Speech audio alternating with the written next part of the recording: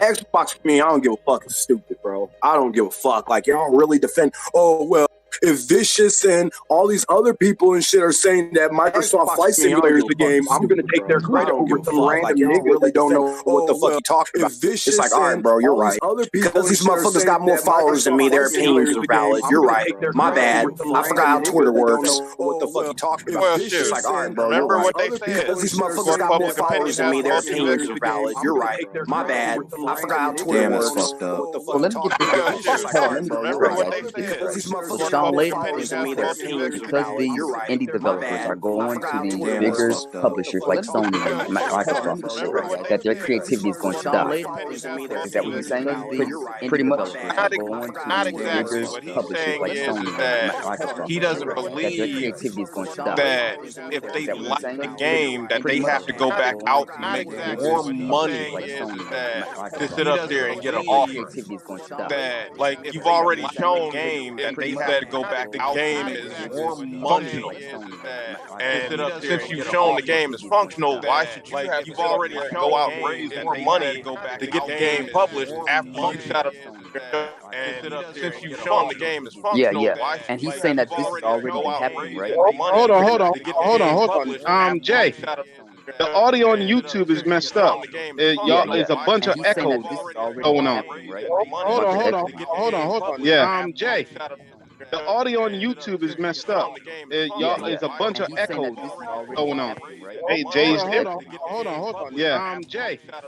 The audio on YouTube is messed up. I'm about to say, you sound like he in my head.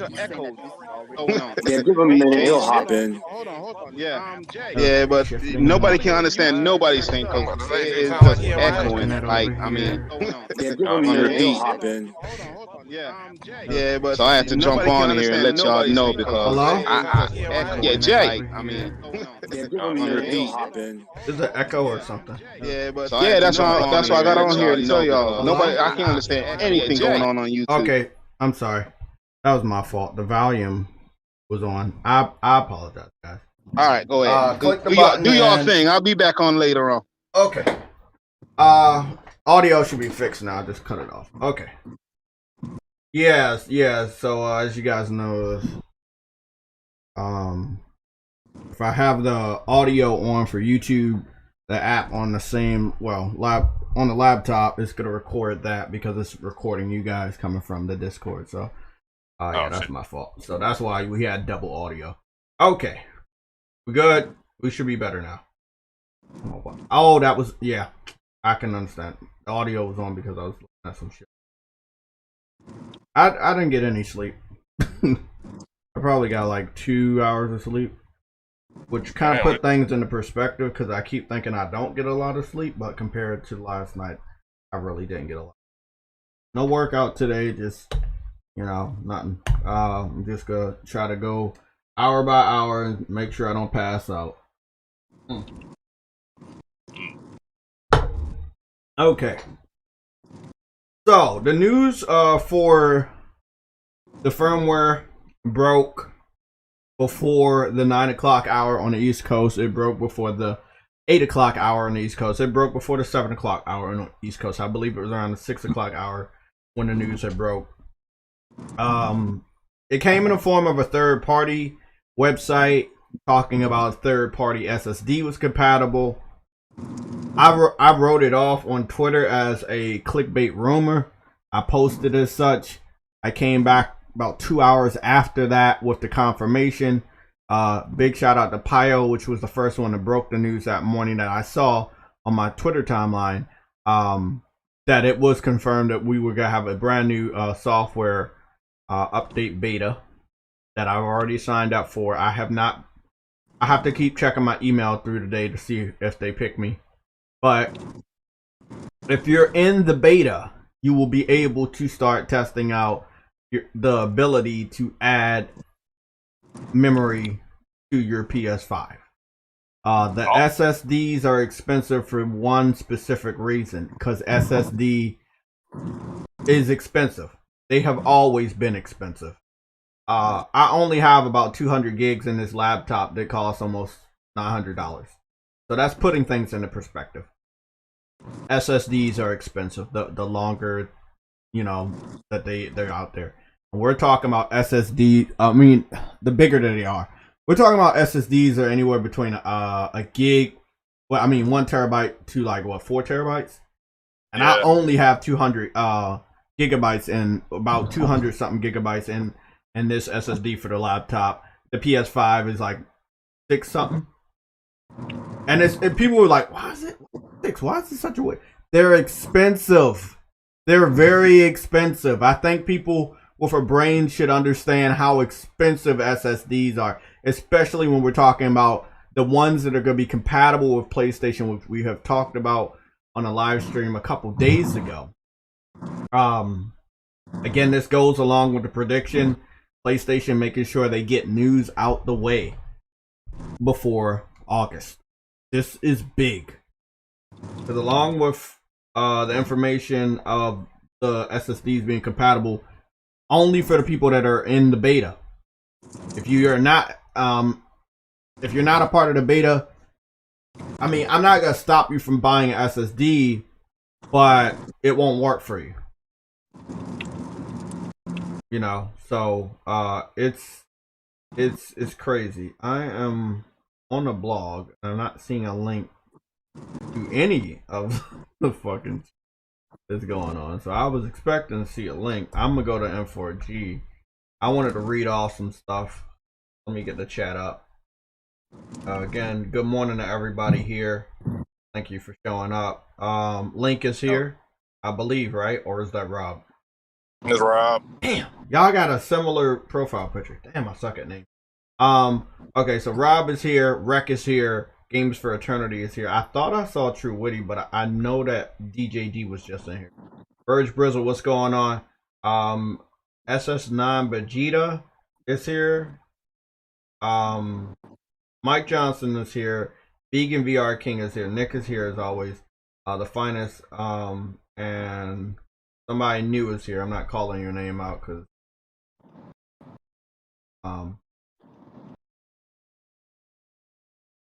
okay. So with that being said, Asa Gaming, he's also here. Anybody else here? If you're watching, you can go let us know that you're here. I gave you a shout out already, Verge Brizzle.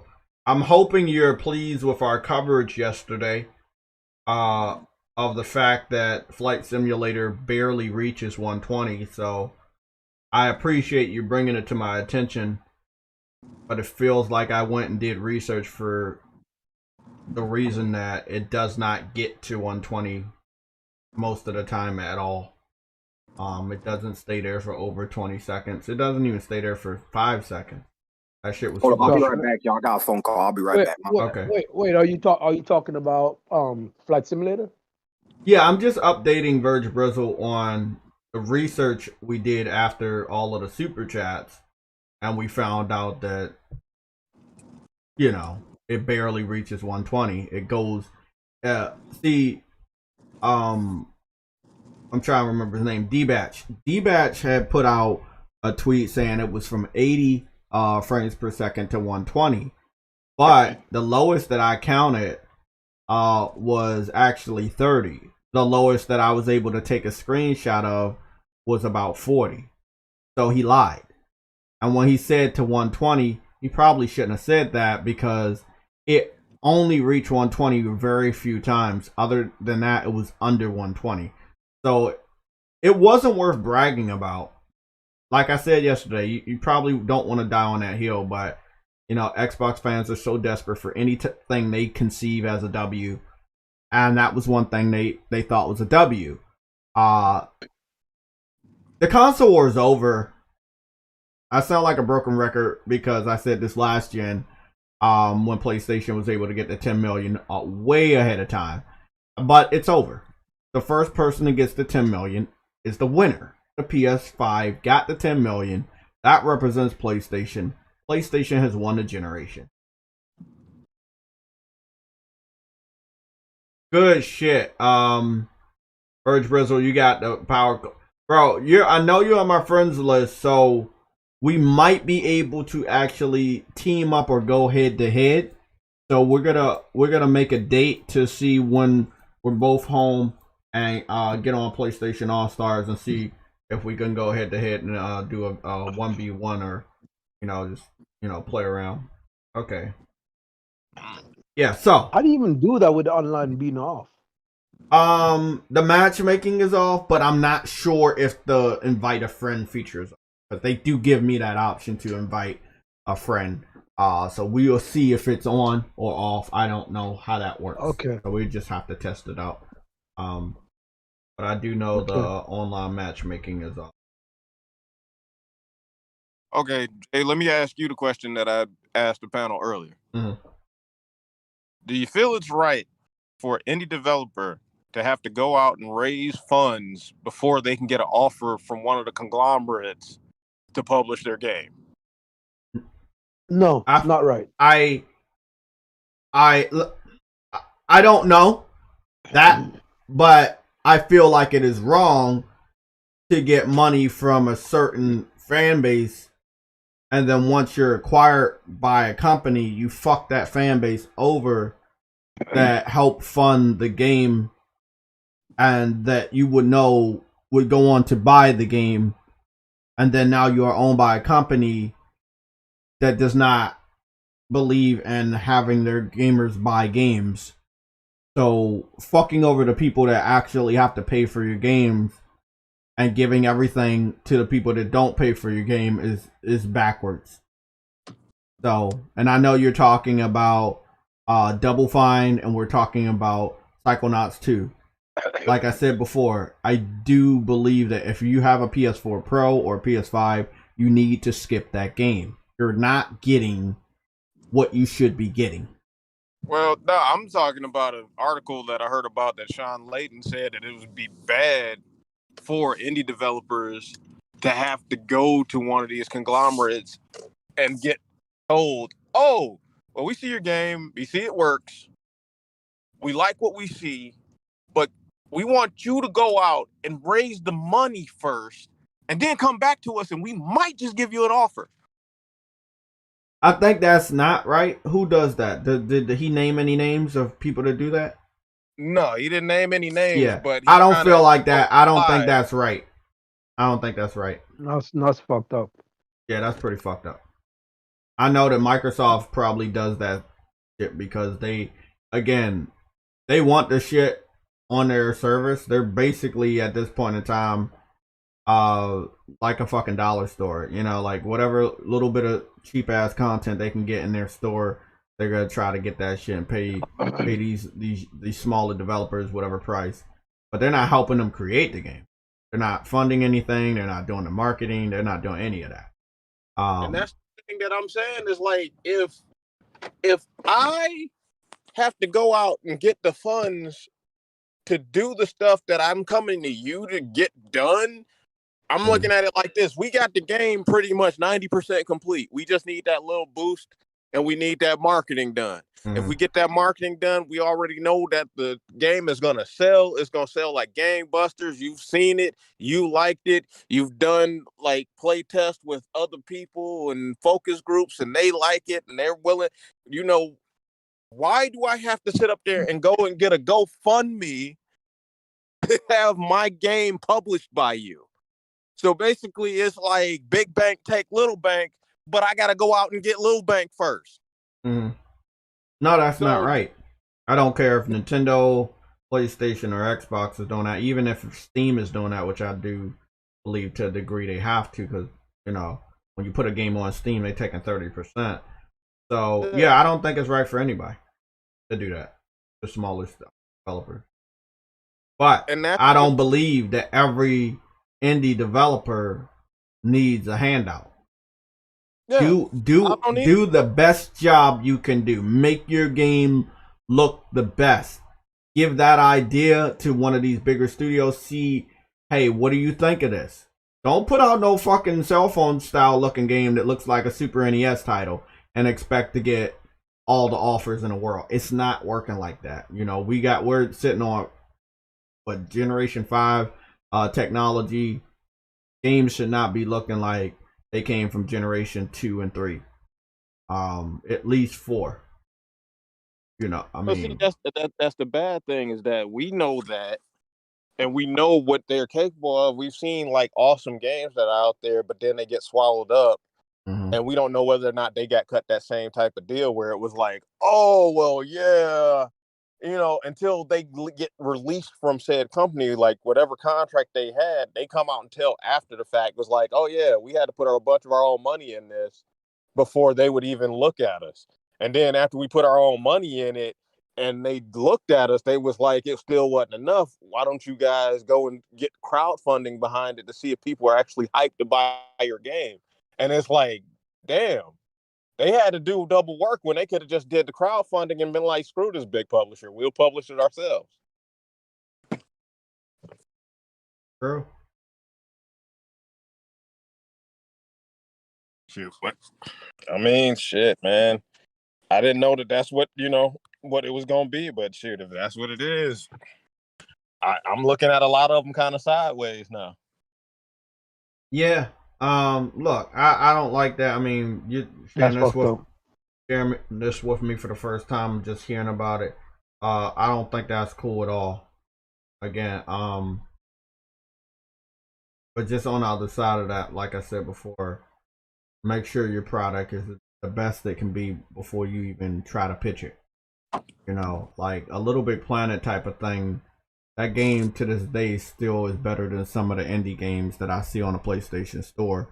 So I can understand why PlayStation was like, okay, yeah, we could help you out. And that shit was so good that right after their first game, after the studio's very first game, they got acquired in record time. I know that Kenna has the potential to do that. We're going to talk about Kenna. I want to talk about some of these other features coming to the update. But I feel like in the case of Kenna, it's gonna be hard to sell if you haven't already put your money down for the pre-order. It's coming out in September. It's crowded month. My prediction was, if the game was on course to coming out, it would have got a state of play, overview today, a deep dive today, and it would have gone on to releasing in August. It did not. Did not get an announcement on Tuesday for a state of play today, and that's because they decided to announce that they delayed the game yesterday. They announced it yesterday. So today was going to be a day that you still got to get information out. Again, you guys heard me say that for a couple days now. This is the last week of the month. Do it big, PlayStation. They have done it big. They gave out an announcement for the 10 million. They gave out the sales report, real numbers, not no percentages like Microsoft. And then today, before I'm even supposed to be awake, they dropped the information on the beta and features. So let me just go over here real quick and read off features. Should be in red alerts. So we did get another delay. And this one really hit me hard because I wanted this game, but I knew it wasn't ready. I don't think it's going to be ready next year. I don't think it's going to be ready any year. It's just too ambitious. And that is Crimson Desert by the people that make Black Desert. This game, however, was going to be single player. It looks very good. It looks very demanding. A couple of the gamers said, said it after I replied. I posted on Twitter that the game did have fucked up frame rate, and I do agree that when I watched the trailer, it did have fucked up frame rate, but I was so enamored by the gameplay and what they were trying to do that I really just wanted the game to come out. We know what delay season used to look like. If your game comes out too close to the Call of Duty holiday season, your game could get delayed because the developer doesn't want to put the game up against Call of Duty. But now with the pandemic, any week, any day, any month can be delay season. So, do I think this is the last of any delays? No, we got Kenna yesterday, Crimson Desert today. There's a shitload of games coming out in September. They're not all going to be able to come out in September. So, I wanted to go up and talk about the list of games coming out in September. Again, we check the chat. Yalla, what's going on? Let me say the delay is fine with me. We got so much on the PS5 plate. Not an issue for me. Depends on the situation. Shenmue did it, but the game was for us fans and wanting it exactly. Yeah, you know, like Double Fine. Like I haven't liked them for a long time because they real sketchy to me. I haven't picked up a game from them since the PS3 generation, so they needed to be acquired because they've been so small for so long. They weren't able to make a breakthrough game to make enough money to be in the big leagues. And even if they are acquired by Microsoft, I don't think they will be in the big leagues until the end of the generation or next gen when we see them make something of a higher quality. What's going on, Henry? How you doing? Ice Queen, how you guys doing? So yeah, let's dive into it. We're going to talk about this after I talk about the list, the panel. I see you, Mr. J, just jumped in. He just jumped out. Let's go over the list of games coming out in September. Yeah, it's a packed month. Packed month. Life is Strange, True Colors, Tales of Arise, Kena, Origami 2, Lost Random, Death Stranding Director's Cut, Deathloop, Lost Judgment, Fist. Now there's like two smaller indies and one game on Nintendo, and that was WarioWare, and then Everforward and Sable. Those games are coming out, but I'm not really sure if they're on PS5 or they're on another system. I think Sable is an Xbox game. I don't think it's coming to PlayStation, so that's probably why. And I don't know anything about Everforward, so that might also be Xbox and PC. But as far as the other games, again, Life is Strange, True Colors, Tales of Arise, Kena, Origami 2, Lost Random, Death Stranding, Director's Cut, Deathloop, Fist, and Lost Judgment. You know how many games those are? Without talking about the Nintendo game, without talking about the two indie games that I presume to be on Xbox and PC. 9. 9 games. 9 fucking games. And half of them I want. And it's not even the want. It's the dates. It's the dates. So close. They're so fucking close, man. They're so close. Let's go find out how close they are. Let's see. We're gonna head on over to the pre-orders. Since we haven't made it to August yet. We're almost there. Last weekend of this month. Does PlayStation announce anything tomorrow? They normally don't announce or talk about stuff on Fridays.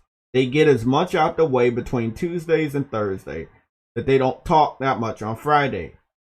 I would expect, if it is important enough, for them to talk or say something tomorrow. Other than that, they will save something for next week. Now that you don't have Kena coming out the week of the 24th, which if you saw the thumbnail, you know why Kena was actually delayed. And that's because it's no match for Ghost of Tsushima, which is a whole new beast. That's the real reason why Kena was delayed. I know what the developers are going to say. Polish. COVID. All of these others, I understand. Kena was ready. You think they're afraid of Ghost of Tsushima coming? Yeah, I think they're afraid that two big games is going to cancel out the smaller one that they want to do better. But I think that putting it in September was just fucking horrible. It would have hurt me, and it's hurting me to think this way. But I wish that Kena would. But that's even worse because they got even more big games to compete with. I agree. Like what you had was only really just Ghost. Because I agree. But listen to this. That's why I want to say the hardest thing that I would probably ever have to say, and I kind of wish that Kena would just get delayed to next year. It can't survive in September. It's not gonna survive in August. I'm sorry. It's not gonna survive in September. It's not gonna survive in October. You gotta push it out. You already know November is a no-go. So that's why we all knew Kenna was in a perfect spot for August. What the fuck is gonna do in September? Like, you already know what I wanted in September, and that's Tales of Arise.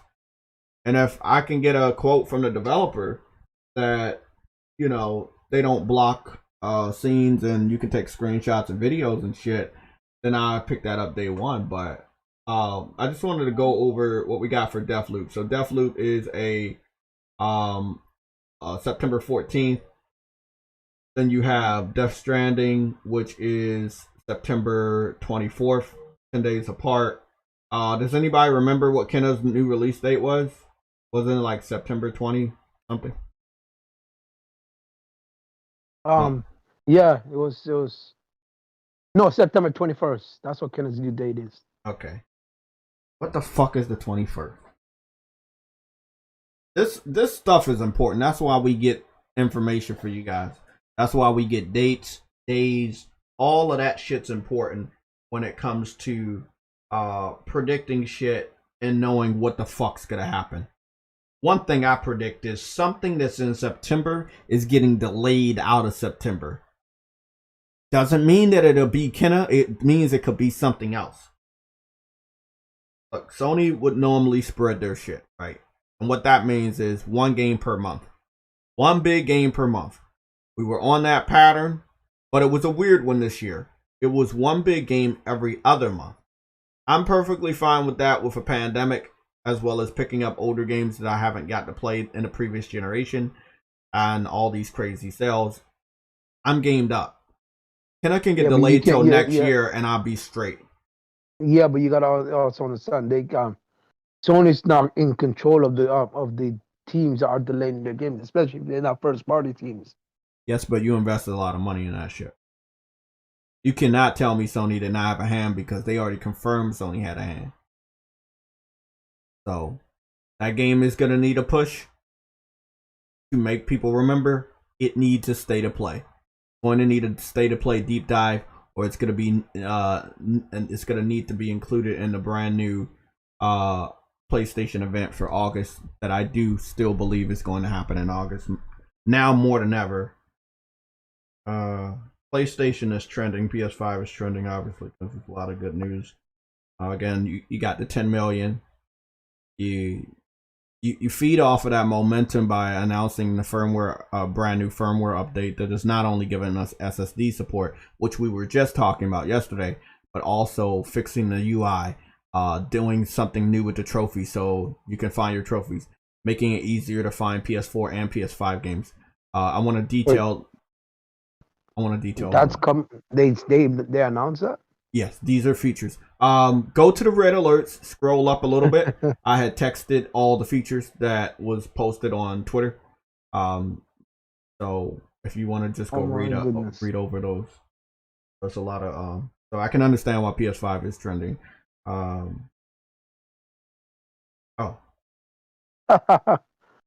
my goodness. Okay, did not I woke up to wonderful news today. Yeah, they brought this shit. This was weird. It broke when I was already supposed to be asleep. So it must have been about 7. So we got a game on the 14th, a game on the 24th, and a game on the 21st.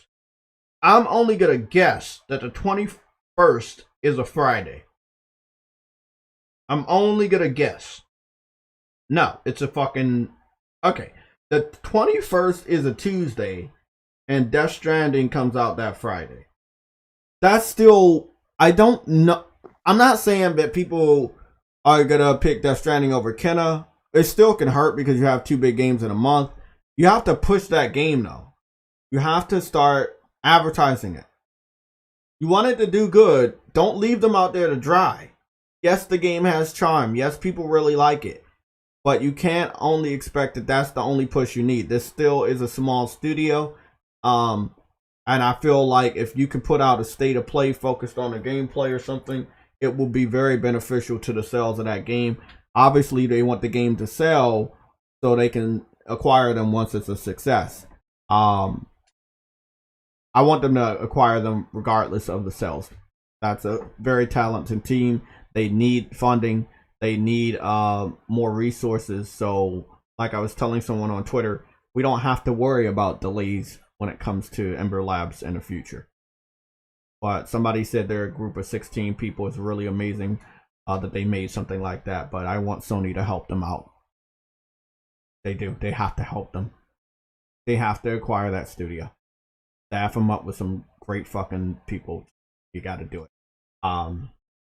Again, I don't know the details of the PlayStation event because it hasn't been confirmed, but my prediction of what they were going to do this week came true in a way I could not have imagined. And now you are clear for the first and second week of August. You got so much shit out the way in the last 3 days. You are perfectly clear for the first and second week of August. Again, I know people don't like giving me credit on these things, but it's all right to give me credit. I'm making way for something. So, with that being said, now I want y'all also to remember the day after Canada was supposed to come out, Psychonauts comes out. But the same day Psychonauts comes out, Jeff Keighley is going live with his Gamescom event. So that's worth noting that something might be shown off at the Gamescom event from PlayStation that we might not expect also. But again, I don't know what that could be. It could be something small, especially if they actually do have an event at the 12th, which I'm predicting. Not 100% confirmed. Okay, so Kenna comes out Tuesday, and then you have Death Stranding comes out Friday. Here we go. Fist. Okay. I'm seeing something completely different now. So for the PlayStation third-party titles that are coming out in the month of September, they are all over the place. So that's a good thing. So you have Fist on the 7th. Then on the 14th, you have Deathloop. Right? Okay. And then on the 21st, you have Kenna. And then on the 24th, you have Death Stranding.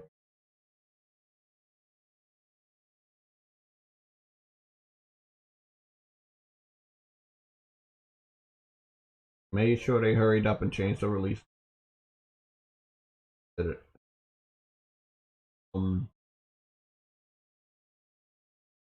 looking at Life is Strange, which could be pretty big. That's okay. Well, that's not bad either because that's coming out on the 10th. So, hold on, let me. So, and this is coming out what? So I'm guessing these two games are either coming out Tuesday or Friday or Tuesday. Okay, so that makes sense. So again, those games are not the same, not on the same date.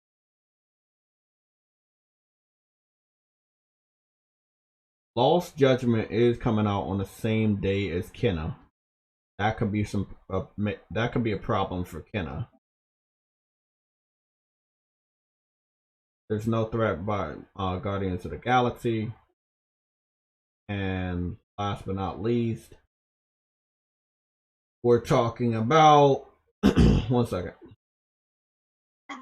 We're talking about Tales of Arise, which comes out on the 10th. Again, no threat to Kenna, but still a very packed month. Tales of Arise coming out in the earlier part of September, but it being a true blue Japanese RPG, which means you will spend a lot of time on it. But by the time that Kenna rolls around on the 21st, you'll be alright. Okay. It's a packed month, but not a lot of games are stepping on each other's toes. So, in that respect, it's not as bad, but it's still very packed. Yeah, it's still a very, very packed month. All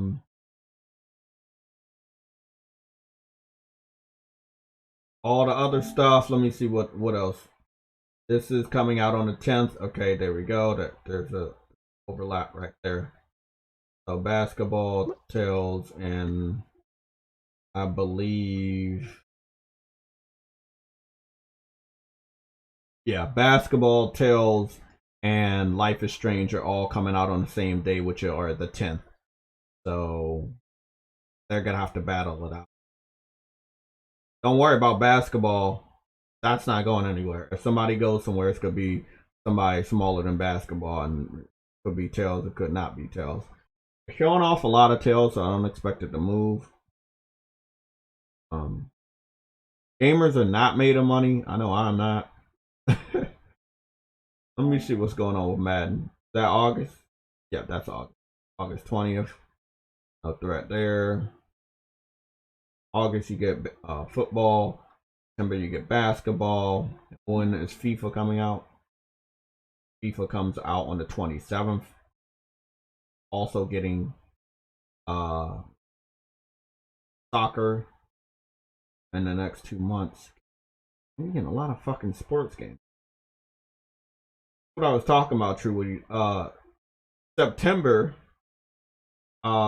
is like the first real official month of the holiday season, because there is a holiday in September. Then you have a holiday in October. Then you have a holiday in November, December, and January. So, you know, it's the holiday season. It starts in September. People say it starts in October, but in reality, you got back-to-back holidays starting in September. A lot of people release their games in September now compared to releasing them in October. Now, we got some shit to talk about with Call of Duty and Activision. Real fun. Let's see. Ernie James, wasting time. Oh boy, why do these people love coming in here just I don't know, I guess they think it makes them feel important. Okay, Battlefield is placed outside. That could hurt. Battlefield is an October game. Well, hey. Then that would take, and that's October 22nd. I don't know if you want to put out Horizon. You can't do it in September. That's a no-go. No. So now, and I don't feel like I feel like the first time Sony can actually get something out in November. I feel like they can get a game out in November. Battlefield is coming out towards the edge of October, which means it's not a November game, meaning it's clear. So Horizon could either be placed in the very beginning of October or the very beginning of November, so it can meet the game of the year pick. That means that you could do something in December for the first time also. Something like a beta, multiplayer beta or something. They need to start looking at January as well. Like, seriously. Not as a month where you announce a delay, but as a month where you place a game. You don't need to wait until April. If your game is ready for the holiday season, but you don't want to place it in the holiday season, the least you can do is put it in January. So PlayStation really needs to look at January.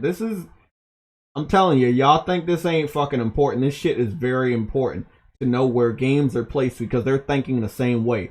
Where can we place a game to maximize the sales so that gamers will buy it and will not feel overwhelmed? It's a matter of whether how a game succeeds or not. That's how important it is. Now let's go take a look at another game that, if we check the release date, It can't be where I think it's going to be. Oh, thank goodness. Oh, okay. We got a clear path. So, Far Cry 6 is being released in the beginning of October, while Battlefield is being released towards the end of October. Those are two heavy-hitting games. So, November is in the clear. And because of that, and only because Call of Duty has not been confirmed yet, even though sometimes it is confirmed in August, sometimes it's confirmed way before August, like in June or July, for the years where we used to have E3 and they would show it off on that stage, but they didn't do it this year because they're partnered with PlayStation. We got to talk about the Activision situation. And I think we pretty much charted out everything. September is still one of the busiest months, and I don't know if everybody wants to bring out their game there. Again, the only games that are stepping on each other's toes are Tales of Arise, hold on, you got Tales of Arise, Basketball. Yeah, Tales of Arise, Basketball, and Life is Strange. Those are the ones that are on the same day, and that's September 10th. September is still the busiest month. Remember, Deathloop is coming out. Kenna is coming out. Fist is coming out. Death Stranding's coming out. They're either timed exclusives for PlayStation coming out, third-party exclusives, or Sony own IP exclusive made by a third party. Like, that's a lot for the month of September. I don't want PlayStation to waver on that. Let's go check out oh my god. Oh, not bad. Hades is coming out next month. Not bad at all.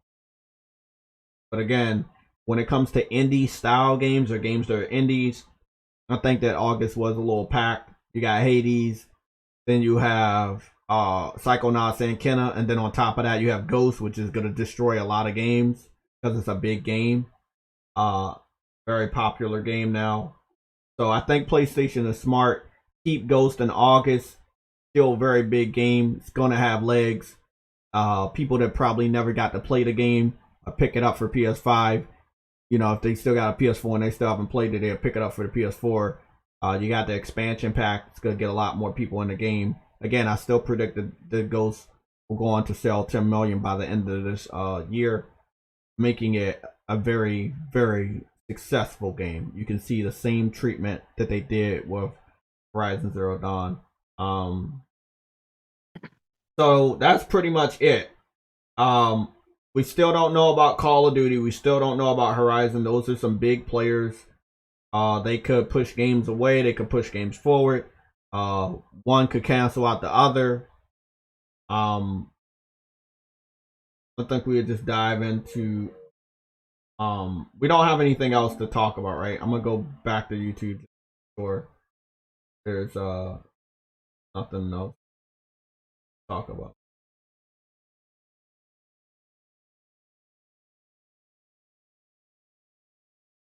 Okay, Truewood, are you ready? Everybody ready? Okay. Activision. I don't want to spend a lot of time on this, but we probably have. Oh boy. Yeah. Yeah, it's that one. Okay. So Activision has a lot of heat for the mismanagement of their staff. Let me just put it that way, right? They're very, very evil. Something. They're bad. Ha ha ha. Let's get rid of them. But gamers still like Call of Duty, so we need them, right?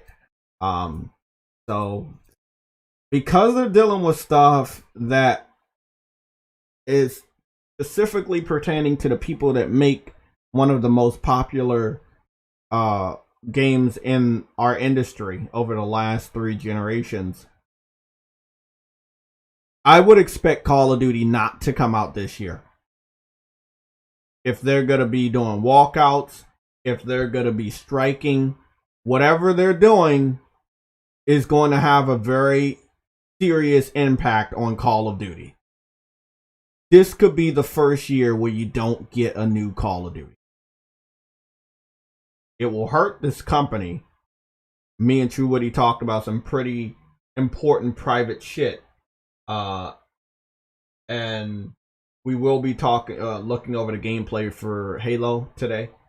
So it's a pretty busy day. Yeah. So I saw some gameplay. yeah, I saw some gameplay too, and I must say I'm not very impressed. I'm not impressed. So I'm gonna be talking to the panel. I'm gonna be talking to the chat. I will also talk about PlayStation All-Stars because something weird happened yesterday.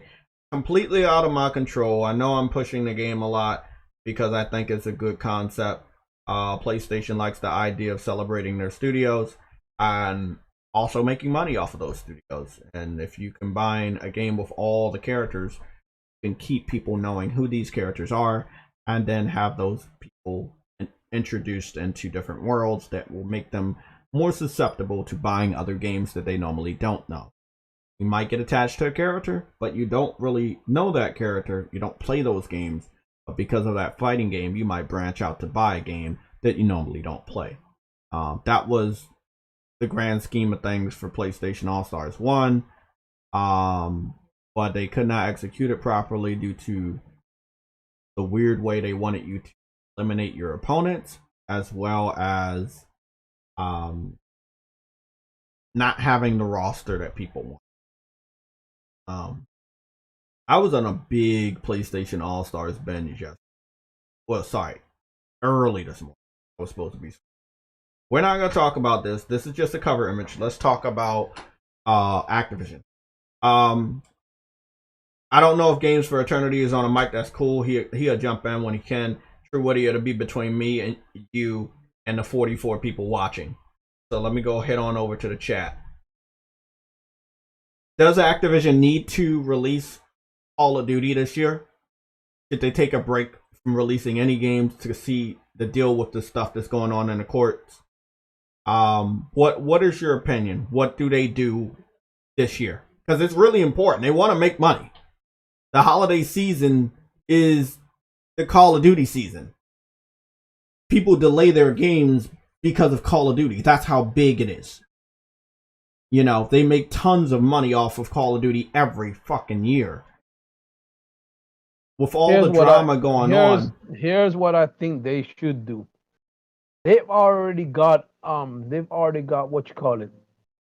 They've already got a free-to-play model of Warzone out, and people would still play that. I think they should delay. It's not a financially beneficial thing to do, but delay the game not until this blows over fully, but until it's calmed down a bit. That's what I think they should do, because this is something that's going to go out of control for a while, and I don't think it's wise to. Because if you put out a game at this point, people are going to be saying you're profiting off of her death and all that, but you don't want none of that crap. You don't want that on your company. Like that's not going to look good on you. So, all right, let me read some of the chats. Agosta, I'm hoping I'm pronouncing your name right, but you know who you are. Agosta, you say no, they should take a 3-year break like Battlefield. Okay, that would be nice. That would be beneficial to a lot of developers. There are games out there, multiplayer titles that PlayStation has. They can release them and actually grow. Okay, OC Reed, you said, I'm sick of Call of Duty. I agree with you there, bro. I'm tired of Call of Duty. In a way, I really kind of hope they take a break, because we don't need a Call of Duty. This is not slamming Call of Duty. It's not slamming Activision. I'm very hands off with this shit going on. It looks bad. Yes, it does look bad. It might be very, very bad, but I don't work for them. I don't know everything that's going on. I'm hands off. I'm just a gamer. All I'm saying is what's going on over there is going to affect the gamers that like buying Call of Duty. And I think people need to understand that. That shit ain't going away anytime soon. That's a $7.7 billion lawsuit. Looked at all the facts yesterday. We talked about this yesterday off air. We're going to be talking about it on air at least for the next 18 minutes. Games for Eternity. They wouldn't dare take a 3-year break because they don't have another cash cow. Well, except for Warzone, I guess, that wouldn't help them recoup from the loss. Exactly. There's no way Warzone over the next 3 years can help them make $7.7 billion. They would have to release a Call of Duty. I know people watch and listen to what I say. We don't have the biggest audience. I hope what I'm about to say publicly with you guys, that me, True Woody, and Games for Eternity talked about privately yesterday, I hope it doesn't get out into the wrong hands. But I'm a very honest person, and I don't want to hide anything from you guys. Again, if you want to join the Discord and be a part of our private discussions, you can obviously do that for free. Add me on Discord, JaytechTV, hashtag 4113. That is my Discord name. You can find that name on my YouTube banner as well. So, if Activision goes down, or if they're going to suffer a $7.7 billion loss. When money is tight, what do? You either get another job, or if you have another job, you sell stuff. My mom used to love doing yard sales. She still does yard sales. I grew up around it. I used to help her with it. She still sells stuff, whether it's on Facebook or whatever. She has a full-time job. She's still doing it, and it still brings a lot of money in. So I know when we have to rely on it, it brought in money. Selling stuff that, go out and get some other stuff and flip it. Make it shiny, paint it or whatever. That's what she did. She's a hard-working woman. So I see that they did shine up Crash Bandicoot. They did shine up Spyro the Dragon compared to what they did to both of those characters during the PS2 and PS3 generation. They look much better now. There's a relationship that they have with PlayStation that they haven't had ever that I remember. The relationship they have with PlayStation from the PS4 to the PS5 generation is something I've never saw. Crash Bandicoot is an Astrobot. Spyro the Dragon is an Astrobot. Crash Bandicoot was in a advertisement trailer. It's called It's Time to Play. You don't do this if you're not close. You had basically the whole PS4 generation into the PS5 generation with Call of Duty, partnerships. That's big money for both parties. That's big money for both parties. PlayStation stands to lose a good chunk this holiday season if Call of Duty's not there. Not going to lose as much as Activision with the $7.7 billion lawsuit, but there is some good money there during the holiday season for Call of Duty that PlayStation's been a part of. PlayStation is the home of Call of Duty. They sponsor the esports stuff. They have multiple Call of Duties we gotten for PlayStation Plus. The list goes on and on. Even Crash Bandicoot Insane Trilogy is available for PlayStation Plus collection. Their relationship is tighter than they ever had one with Xbox. I talked to True Woody about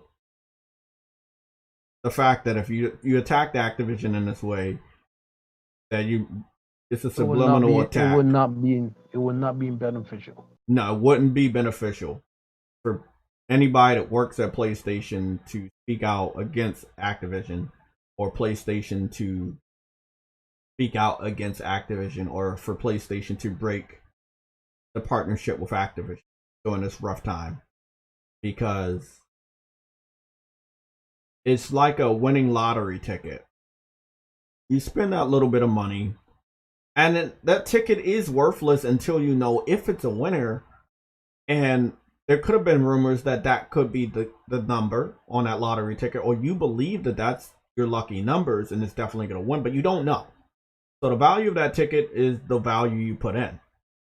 The value of Call of Duty and the relationship with Activision is the value that PlayStation put in.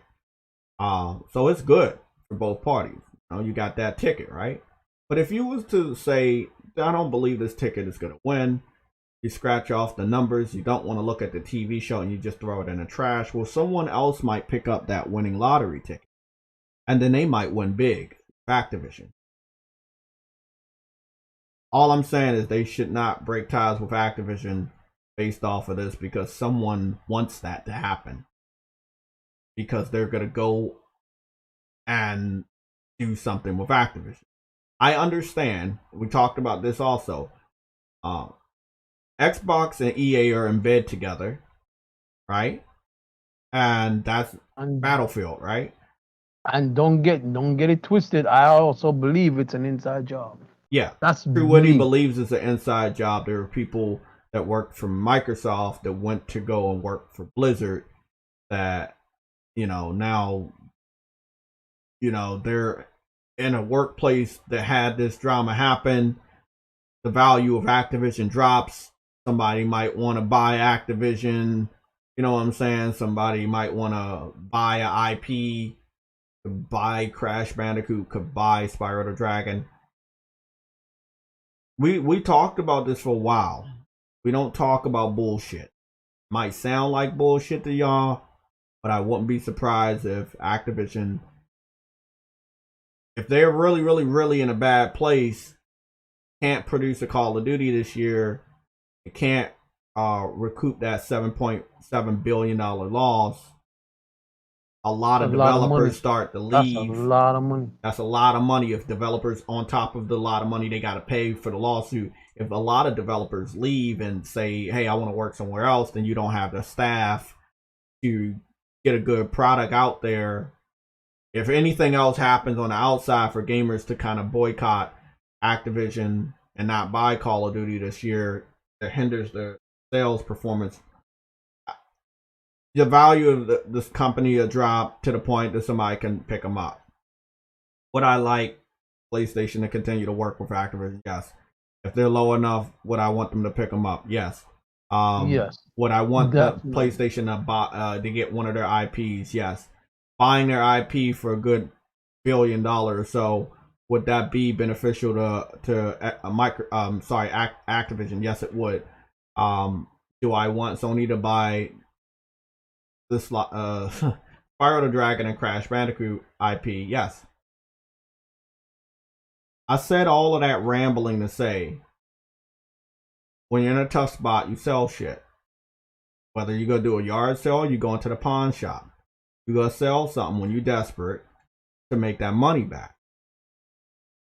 I could see Activision push come to shove. If they feel like Call of Duty ain't coming out this year, if they feel like they can't do any tricks with microtransactions for the current Call of Duty games coming out, if they're not making the money they need to make off of the microtransactions from now to this holiday season without a new Call of Duty coming out, they have to make that $7.7 billion and all the other money that they might be fucking up on.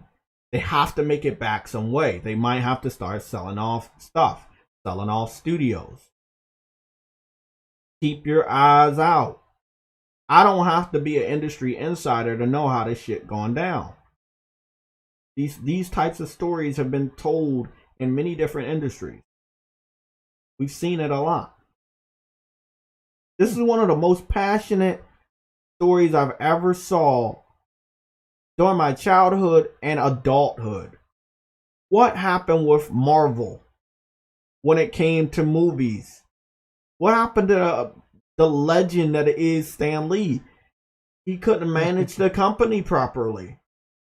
He had to sell off the IP of the characters to different movie studios. Different movie production studios made different, superhero movies. They could never actually be in the same universe because so many different people own them. How do you think Sony has the rights to Spider-Man? Exactly. Sony only has the rights to Spider-Man because Marvel was not in a good position and they needed to make that money, so they sold the rights to Spider-Man when it came to movies to Sony. You think this shit won't happen again? Y'all think the Activision is gonna be in a tough spot like Marvel many, many years ago and won't sell something off? Sony needs to stick in this shit. They can get some stuff out of it. Again, I'm not gonna talk bad about Activision, even though I'm not a big fan of Call of Duty. I feel like their relationship has been very beneficial to gamers. We got Crash Bandicoot back because of Activision working with Sony. Or with Sony working with Activision. We got Spyro the Dragon back because of that.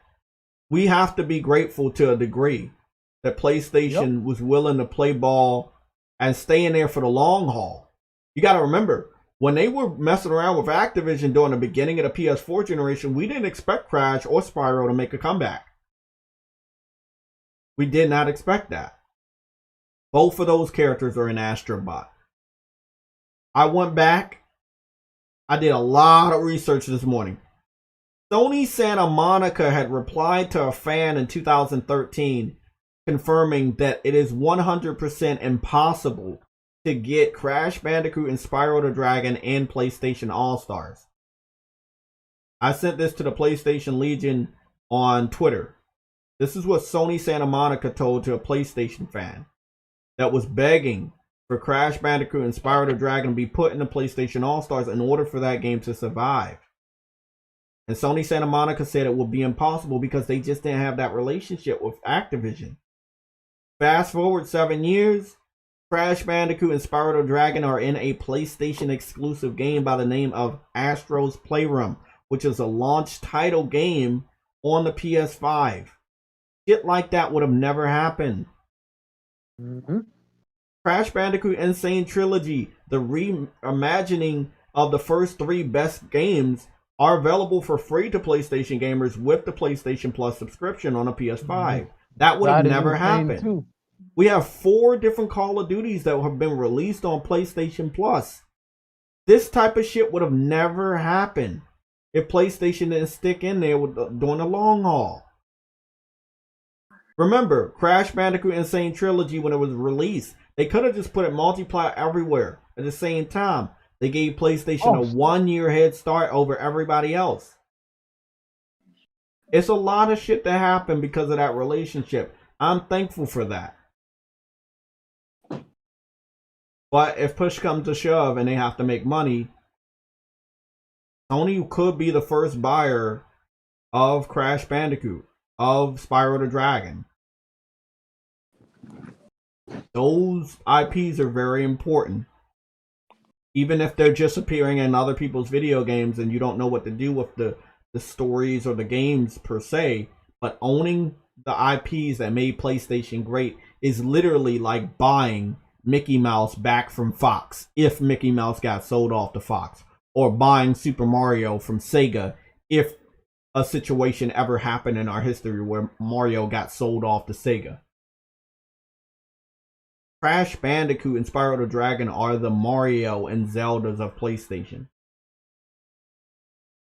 I know I'm saying something that no one else is saying, but you guys have to understand. $7.7 billion is a lot of money, man. And you want to make that shit back as soon as possible. There's no way they're going to win that fucking lawsuit. There's too much evidence piled up against them. They're going to have to eat that L. Yeah. But you can soften the blow by selling shit off. Exactly. Since they have a pretty close relationship with Sony, they do need to go ahead and sell those 2 off to them. Exactly. And this is why I don't believe, a lot of people at higher positions at different studios need to crash Activision from PlayStation Studios, or any of that stuff, and just look at the bigger picture. People need to look at the bigger picture. Which is why I don't respect what Cory Barlow was saying. I don't agree with that. No need to fucking condemn the company, man. The company can't do shit. It's the people. It's the few specific individuals in the company. Exactly. They shouldn't be making Activision out to be so bad, you know. Because look at what happened. Everything I just listed off happened in the PS4 generation, going into the PS5 generation with Astrobot. The relationship is tighter than it ever was. We know.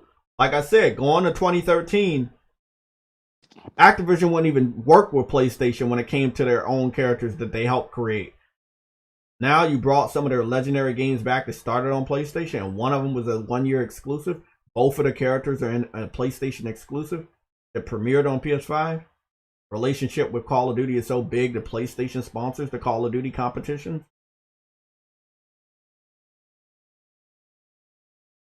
Someone knows that it's attacking Activision's got hurt. But PlayStation not gonna be not gonna worry about that. PlayStation is PlayStation, Activision is Activision. That value drops, and they have to sell something off. Sony needs to stick around so they can be that person to catch that motherfucking W. Yeah, that could be whatever they selling off. Buy it. They selling off the IP. Buy it. Allow them to stay on. They could be first in line. He's 100% right. They can be first in line. You can make a partnership where they still make money off of Crash. They still make money off of Spyro. But you will be the owner of the IP. So you give them a good amount of money, and then they still make money off of that IP, but you're the IP owner.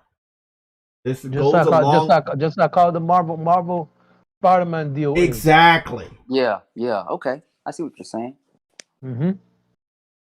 Again, $7.7 billion, even for Activision. That's a big chunk of fucking money. And if you don't feel confident in releasing a big game this holiday season, which, again, we know their only big cash cow is Call of Duty. If their image damages the image of their biggest game, they're done for. I know y'all don't want to hear it, but Call of Duty is big. If something happens to that game that it doesn't sell like it needs to, Activision is done for. And Sony can be there to help them. Yeah, and you know what and benefit. You know what could really help with those IPs besides making their own new games to come out, like with Crash and Spyro. They could put, if they do a PlayStation All Stars 2, they could put Crash and Spyro at the front of the case. Yes. And boom. Yes. And see, that's the thing, bro. Like, even if this didn't happen, that was gonna happen anyway. We know that their relationship's so tight that they asked to have those two characters, and then yes. People want to know why Crash and Spyro have not been in Smash Brothers. Sony. Yep. Sony. Sony's money is what brought both of those characters back. Sony brought them motherfuckers. Think about it. I want to give a little bit of history from a deep dive. This is all factual.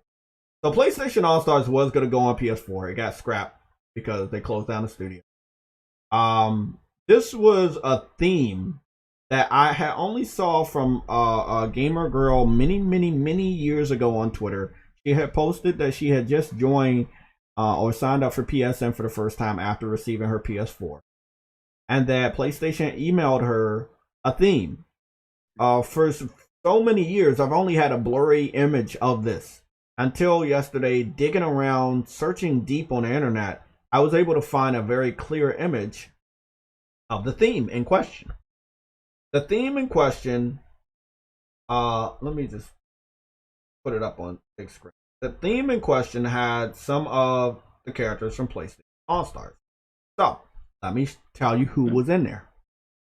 Sackboy, Kratos, Jak and Daxter, Nathan Drake, a Helghast, right? Sweet Tooth. Those characters were in PlayStation All-Stars. Also, over here on the right-hand side is Starhawk representation, which was also in PlayStation All-Stars. New characters that were not in PlayStation All-Stars, but people wanted, would be Ellie and Joel, Knack, and then we got the character from Puppeteer. People did say they wanted in there. Delson is a representation of Infamous, so I guess he was in the original, even though this particular character wasn't there. It is weird that this collection of characters promotion was never really marketed by PlayStation ever. This was a dynamic theme or a theme that was given away to select few people that joined PlayStation years ago and received the theme link or PSN code in their emails. So again, only one picture on the internet. One I was using for years was blurry. The other image you see right here. They really did want to do something with a lot of their IPs. They did want to continue, but the game just wasn't successful enough for them. I remember the game came out 3 months before they would go on to reveal the PS4. So if the game was successful, it would have got a PS4 version, and if it would have been on the PS4, as you know how successful that system was, it would have, definitely had like a more DLC, more characters being added, leading up to the better relationship with Activision and thus Crash Bandicoot Spyro. If a sequel is in the works, we'll get those characters. That's a given. I don't think anybody on the internet is mad at the people that make Crash Bandicoot and Spyro. What I brought down to Witty and Games for Eternity yesterday off air was that there are PlayStation fans that are not really saying anything about this, but there are Crash fans and Spyro the Dragon fans, or seems to be on Twitter, that just don't want Activision to own the characters. They don't feel like Activision deserves to own the characters. We as PlayStation fans already know that. We've been saying that for years, but PlayStation can benefit if Activision is in a financial tough spot after the lawsuit and they have to sell shit off. I'm not saying Sony is the only person that will be buying off shit to help Activision get back. You could expect Nintendo to buy something. You can expect Microsoft to buy. There is blood in the water. Might not see it now, but I see it. And these are things that will happen to get money back. Especially if you can't release a Call of Duty. You can't release a Call of Duty this year, and you don't release one until holiday season next year. That hurts you in a very, very bad way. You're very weak. You are weak. To be the weakest Activision has ever been in our recent memory. Yeah. They're going to need a lot of help getting back on their feet. PlayStation will be there to agree to certain concessions. PlayStation stands to benefit from Activision's misfortune. That's all I'm saying. Think about it. That's all I'm saying. So yeah, there were PlayStation All-Stars games confirmed, content confirmed and ready to carry on over to the PS4, but the sad thing about the story is that it just wasn't successful. If the game was successful, it would have been a different. 1 second. Forgot they wanted to have rap music. Apex Legends advertisement again, another one. Cover this up. 1 second, let me just.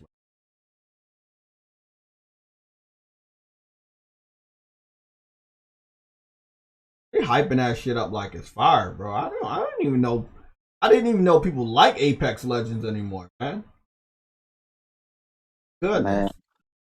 But that's how that shit is when it comes to free to play games. You gotta hype that shit up so people keep playing it and keep wanting to touch it and shit. Yeah, if they don't touch it, if they don't play it, you ain't making money off of it, Yep. It's a cycle of surging and yeah. 1 second.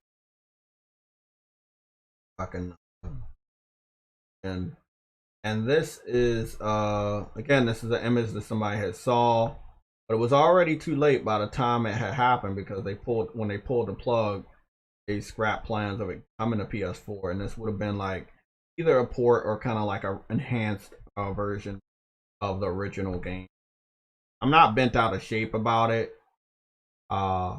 Just it's kind of sad, you know. You know, it could have went far. It could have been dope. But yeah, there were plans to bring a like an enhanced or remastered version of the game out, but it just didn't manifest. You know? It really sucks when something you like, no matter how much sense it makes, doesn't. That's all I can say. This will be our cover image, and this is for PlayStation Plus. Remind you guys what games we get next week.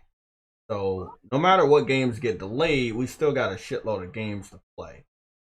So that's the good thing.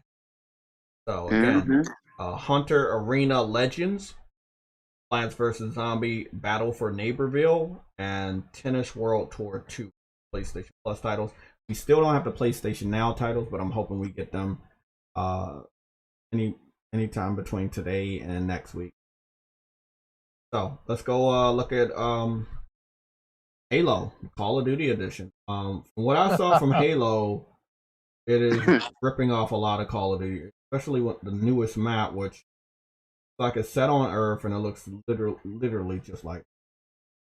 Yeah. Now what I did. Now you see, that's why they wanted Call of Duty out the way. You see what I'm saying? Yeah. You want to tell them your theory, because you can only explain it how you can explain it. I can't.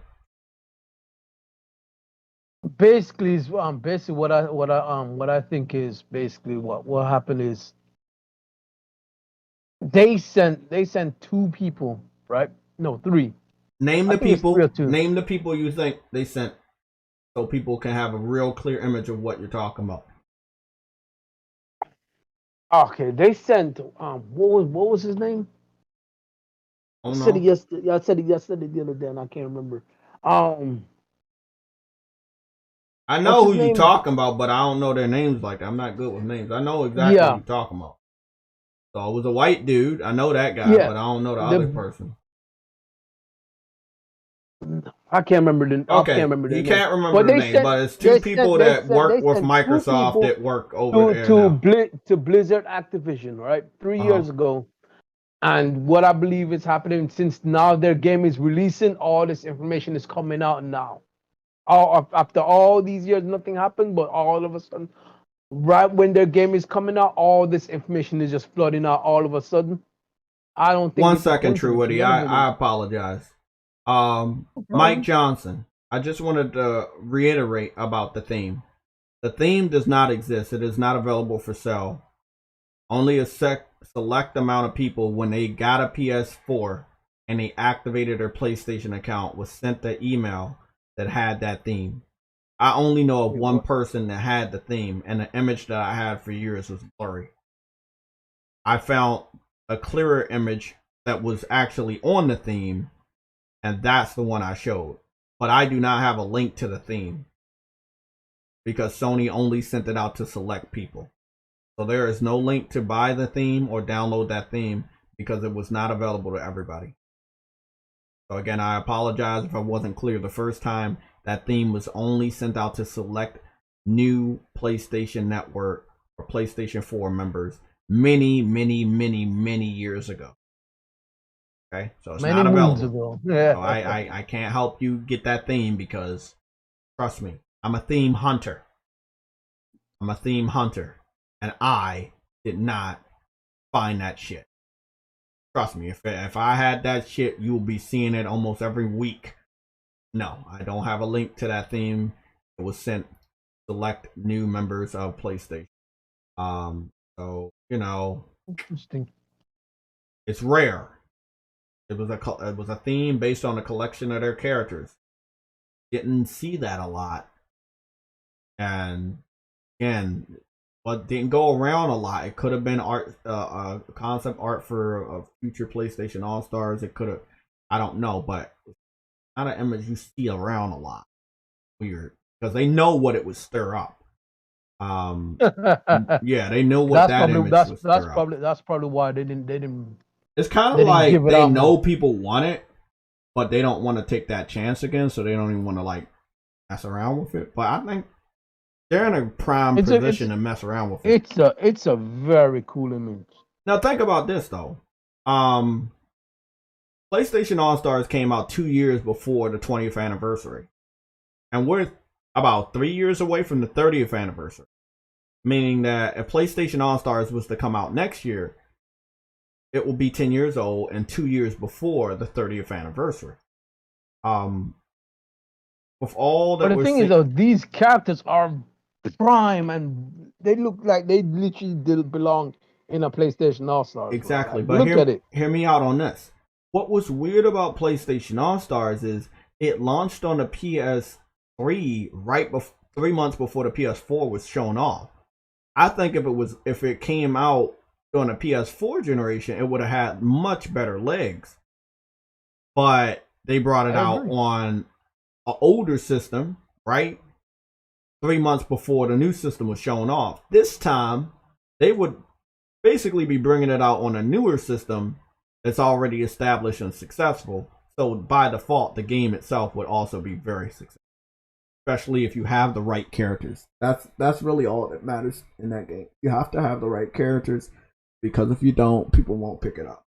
Let's say you can't get Crash and Spyro, but if you add Aloy and the Hunter from Bloodborne, you're good. If you add Jin from Ghost of Tsushima, you're good. You add characters from your popular games, and you're fucking set. Kratos, Nathan Drake, people that, characters that people know. That's what a fighting game is all about. Same shit when it came to the Marvel Universe. People kept watching all the Marvel movies, hoping that their favorite superhero would show up in the universe. And by the time the last Avengers movie came out, people saw a lot of their favorite characters on screen together, and that's why Marvel movies are so good, because they now have access to all their characters, and they can put them all in the same movie whenever the fuck they want. That's the good thing about owning your shit. Okay, so yeah, let's continue watching this. You guys can talk real quick. I'm gonna just let it play.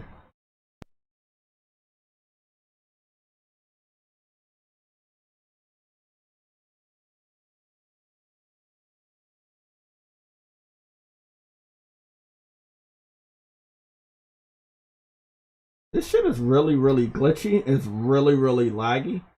It's not my connection, it's just Halo. Now, this is Halo Infinite on the Xbox One. I really find it weird for them to show it off on Xbox One first. Yeah, why show off the...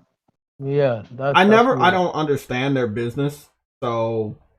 But it is strange that you didn't show it. Now, again, I think he's saying something about being a playtest. But this first map is straight from Call of Duty. This is a map from Call of Duty. And you're not showing anything. Huh? You're not showing anything. Are you watching it? I'm watching my own live stream. I see exactly what I see on my TV. Yeah. Oh, I'm just seeing the image of all the characters. Hold on. You're late, bro. Oh, damn. Again.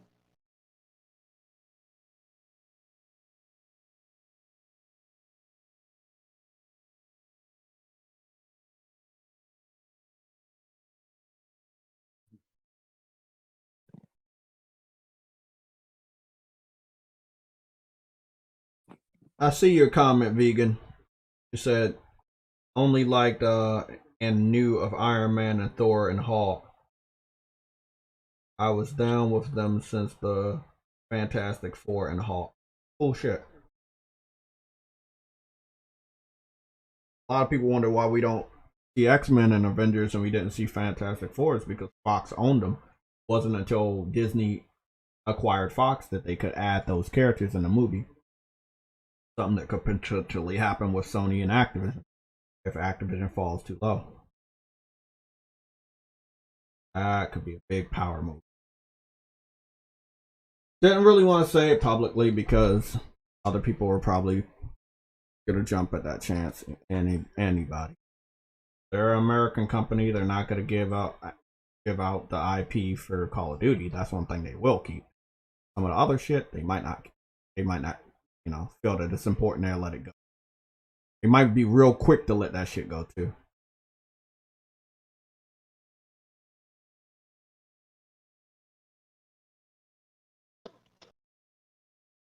So I'm gonna just skip to the rest of the gameplay. That's just a trailer, right? Trailer, don't care. Talking concept. This looks like. So again, they basically are. First of all, they're confirming. I want to just zoom in here. I'm still gonna be reading the chat, so don't worry about that. I want to zoom in here, let y'all see that they are playing on PC, but they're claiming that they're playing it on Xbox One. So I need to understand how that works. They have a keyboard and a mouse, and they also have an Xbox controller. You're lying as usual. Yeah, but why? Why lie when the evidence is right there that you're not actually playing on the Xbox One? Like, why would you lie like that? I mean, you know what? I know why. Xbox fans are stupid, and they don't fucking that's right. I'm sorry. I forgot that their target audience are fucking just idiots, and they don't believe the truth, and they don't care about the truth, and they just listen to whoever's in charge. I forgot. Okay, let's move along. Yeah, I forgot. They don't care about the truth. Halo looks like dog shit. It's nothing new. I saw better in Killzone. Literally, I have, and I am going to be getting some high quality gameplay from the new Halo gameplay. I will be comparing it side by side with Killzone. Because you compare side by side with Killzone 2. No, I'm not. I'm going to go for the neck. I will be using Killzone Shadowfall. Oh shit. Because again, it's a 7-year-old game, and it looks better. And people on the Xbox side shitted on that game for years, but they were bragging not too many days ago about the glamour shots for Halo that were taken on a PC. So, no, the glamour shots did not make the shit look better.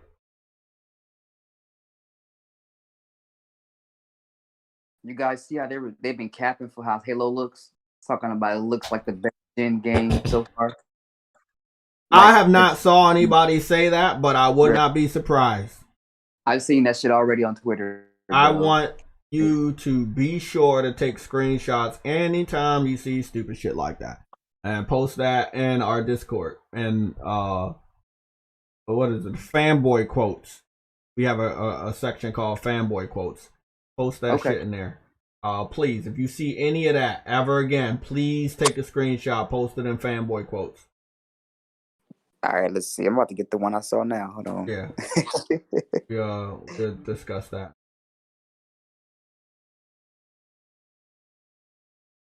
Man, bro. I'm not fucking that though. Fuck.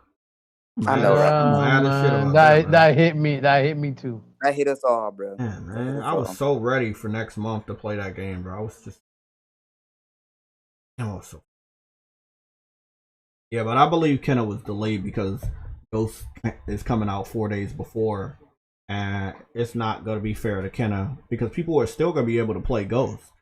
It's an open world map. The DLC is very big. People will be talking about Ghost. People will be talking about the characters and the nature. I know, but Ghost has already been out. This is the DLC. I understand, and you're right. You're 100% right. Ghost is an older game. It has been out. It has its time in the sun.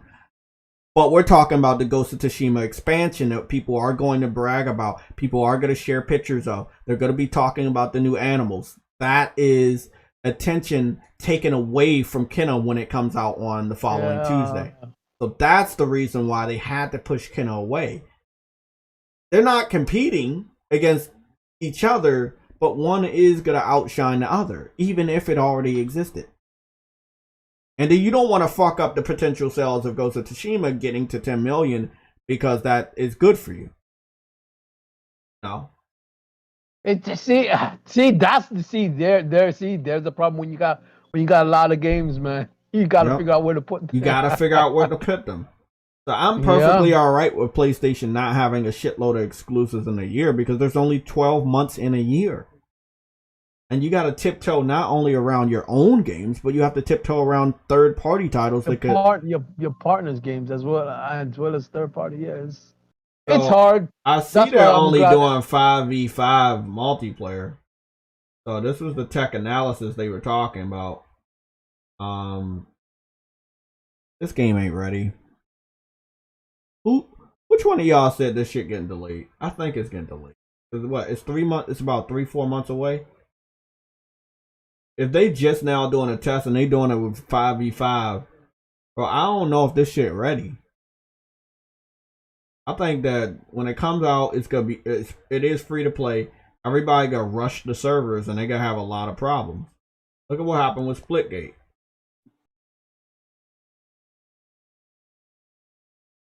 Hey man, Xbox people love free, bro. So yeah, it's gonna be hard. This is basically Call of Duty with a Halo skin. Yeah, that's what I'm saying. I'm not impressed. We're just showing that so you guys can have a visual, because I like making sure you guys have visuals. But this is basically Call of Duty with Halo skin. I played Halo from 1 all the way to 3, and I played a shitload of Call of Duty games even though I didn't own them. And the movements are that of Call of Duty. The speed is that of Call of Duty. But the skin is that of Halo. Except you can't. It's an inside job, like True what he said. If you can knock off Activision and stagger them enough that they don't bring out Call of Duty in the same month that you want to bring out Halo, then that could work. Activision will never sell anything to Microsoft if they do find out that Microsoft's behind this. There's no fucking.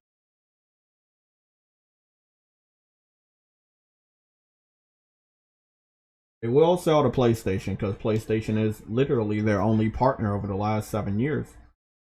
So whatever they want to get rid of, PlayStation will be right there to help them out, pay for that shit, get it out off their hands.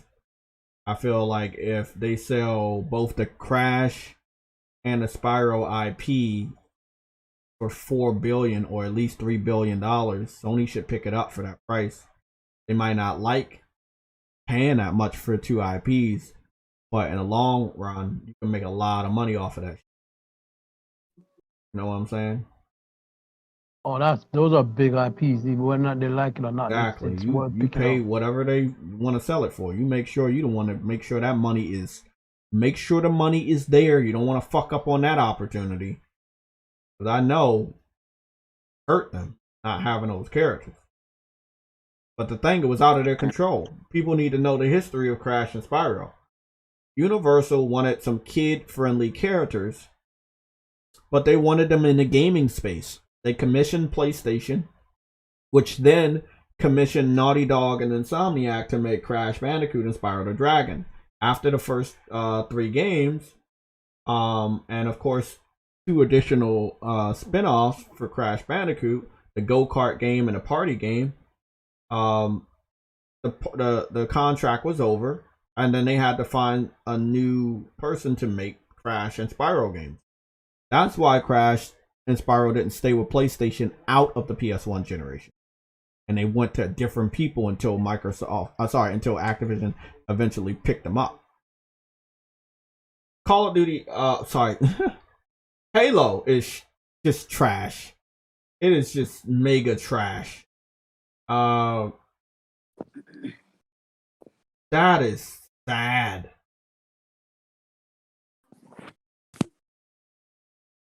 Okay, You're looking at the game right now.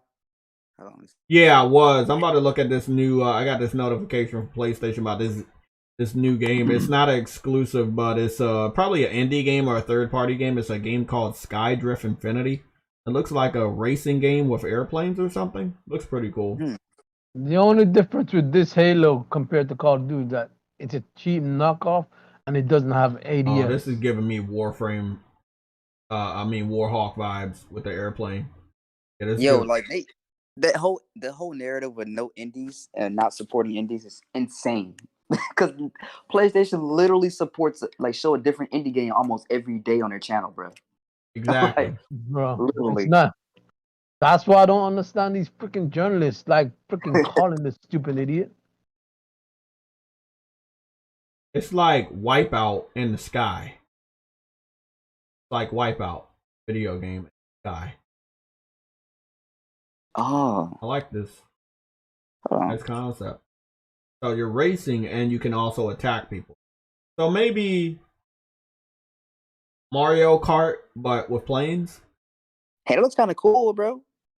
Also, yeah, it's a game I'm looking at on the PlayStation YouTube channel. It's basically Mario Kart in the sky with airplanes. It's coming to us from THQ Nordic. THQ Nordic is publishing the game by Digital Reality and Handy Games. THQ, like a pretty solid little fun game. What's the name of it? It's called Skydrift Infinity. Skydrift. I'll look it up. Any game with infinity and it scares me though. Oh, man. Infinity, X, like those games. Oh shit. Let's see. Major. They did show off the Falconeer launch trailer 3 hours. We're not going. Oh Lord. Yeah, we got the definitive version. Figure out what is this Baldo Legends.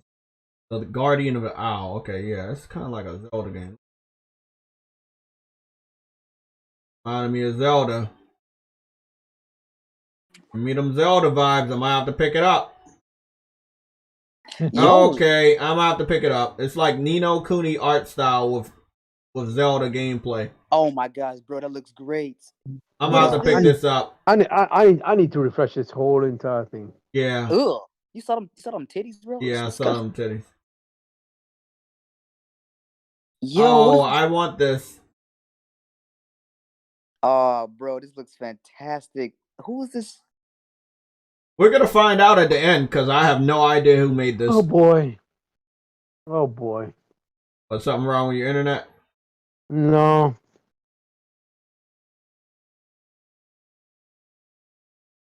Boy, I swear I hate some Xbox dudes, bro. Yeah, dude, they're showing a lot of gameplay on here. August 27th. So this game comes out next month. Well, we got another August game. That's good. Yeah. A nice little Zelda game. It's coming from this developer called Naps Team. Never heard of them. Probably an indie studio. Okay, Bald. I think Baldo came from Switch, bro. I think that was a Switch game. August 27th. Okay. Kind of makes sense. Yeah, I don't know why I was so far behind, bro. That shit's annoying. YouTube does that shit sometimes. Hold on, I gotta see if I can find that in the store real quick because I don't want to. Yeah. See if you can find that in this. Yeah, you want to put that in your wish list. Damn, it's not here. It's not there yet. See, I don't get that sometimes, man. Some games they'll show up early, some don't. Like, I don't know. Maybe you just can't. This the same video. Sony's inhibition to put it on the store early. Yeah, so people are showing Xbox. What is it called? It's a Xbox One gameplay of what they call the technical test for Halo Infinite Academy. Again, this game does have a lot of microtransactions. We're seeing, they already got detailed the battle pass and everything. We're gonna go take a look at that. Oh my goodness, look at all that fucking deal. Look at that. Yup, they look at the battle pass. Damn, look at all that fucking. Already preparing to kill you. Yup. Colors, armor pieces, odor. They just You go walk out there with some generic looking fucking Spartan armor, but if you want to get any of the other shit, you got to get that, pay money. So the battle pass is there, but it's not free. You gotta have to pay to get all the real good content in the battle pass. They gonna try their hardest to nickel and dime these Xbox fans out of more money after. And I don't know if they're all gonna fall for that trap. That's probably why they want Call of Duty out of the way, so Xbox fans could spend money on Halo instead of Call of Duty.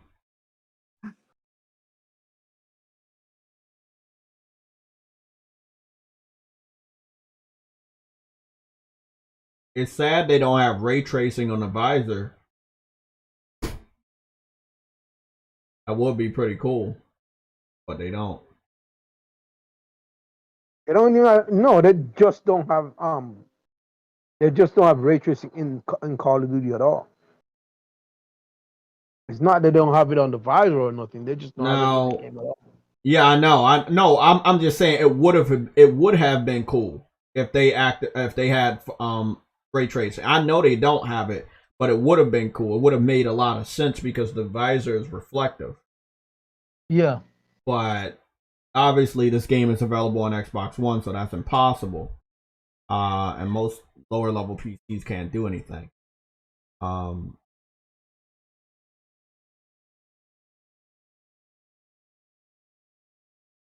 but ray tracing is just graphics. They could have easily done it. They're just lazy.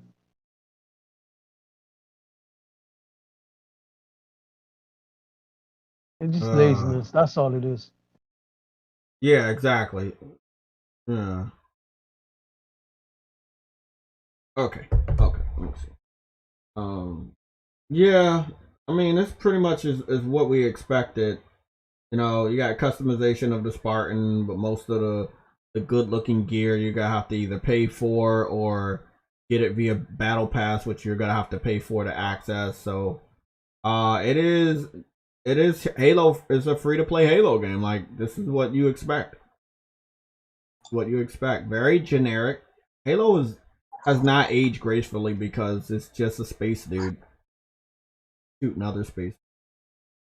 So, but I didn't expect anything different. So yeah, there you go. Halo will have a lot of microtransactions. It will have a battle pass.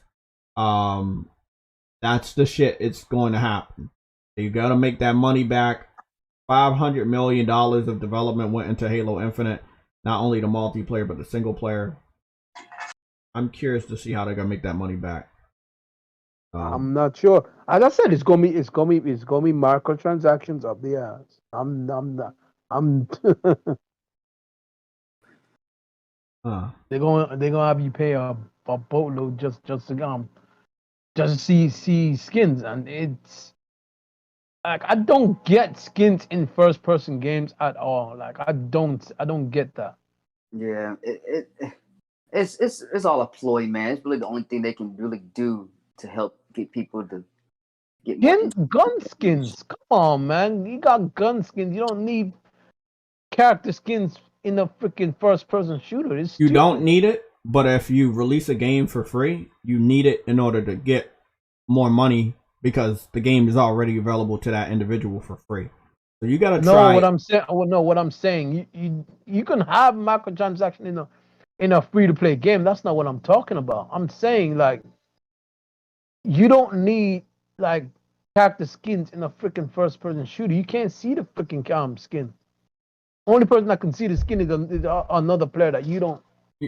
You're right. You're 100% right, and they should not have it because it's stupid, right? It's very stupid. You can't see your own character. You're first person. You're seeing an arm. You're seeing a gun, but they don't care what is stupid to real gamers like TrueWitty. They care about trying their best to make money off of people that already have free access to their game. So it doesn't matter if the logic doesn't match the logic of TrueWitty. TrueWitty's not paying the bills. Idiots that don't know any better are paying the bills. So they're going to do what they think idiots will fall for. And if they think idiots are going to fall for character skins, that's what they're going to put in their free-to-play game to get money off of individuals that have free access to play their game. Yep. They got to make their money back.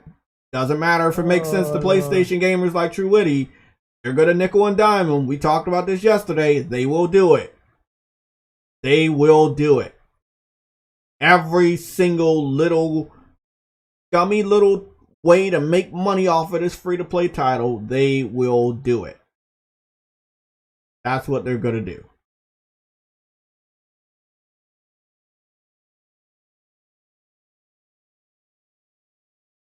It looks like the developers behind the cat game, Stray, and possibly another game. I think that might be... I forgot what other game they make, but they're supposed to be doing a live stream. So they're doing one today, and it starts at 3 p.m. So by the time I'm close to being in DC, that's when the live stream will start. So I'll be watching on my phone before I go into work. So maybe what is the live stream exactly? Annapurna, the name of the developer, Annapurna Interactive Showcase live stream. If you need a link, I'll put it in a red alert so we can watch it together later. But they're going to be showing Stray. Yeah, they're going to be showing Stray, and then there's a game on the right hand side, but I don't know if that's Little Devil Inside or that's another type of indie game. I'm not familiar with. Yeah, I don't think Annapurna does Little Devil. I don't think, but I could be wrong. I don't know. I'm about to I guess I got to go do a little research to figure out what the fuck's going on here. Because I know all of Annapurna's games are like those narrative interactive games type games, like the story driven, point and click type games and shit.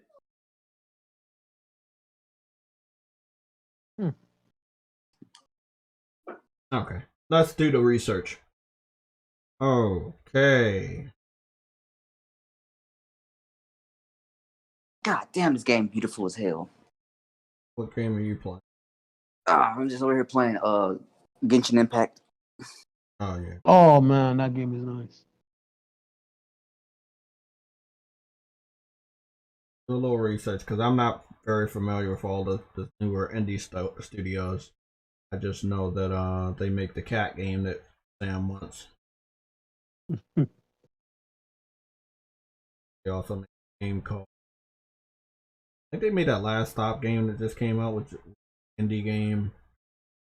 I think they also make Solar Ash, is another indie game that was supposed to be coming to PlayStation. Stray, which is another indie game coming to PlayStation. I do not expect to come out anytime soon. And you want to maximize their sales. Is the game small enough to still be received well, or is the game too big to clash with other games that are much bigger and it will hurt the sales? Again, this is what happens when it's a crowded fucking year. Even though we had a pandemic, a lot of fucking games coming out. A lot of games coming out, but yeah, you can't get a game on Xbox. I'm ready. Like, oh god. Like what? That was not shit. True Witty, that was a taboo statement. You know that, right? You shall be crucified for that. Let me go over all the games they make. They make Solar Ash, which we know. That Mosaic game that we got for PlayStation Plus that 1 month. They make that.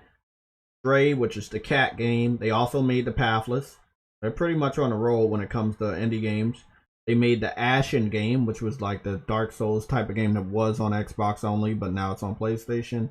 What Remains of Edith Finch, Donut Country. They make a lot of smaller indie games. So, they also make 12 Minutes, that game that's going to be first on Xbox. I guess it would kind of make sense for them to have their own little showcase today. Because there's some games that... What the hell is that?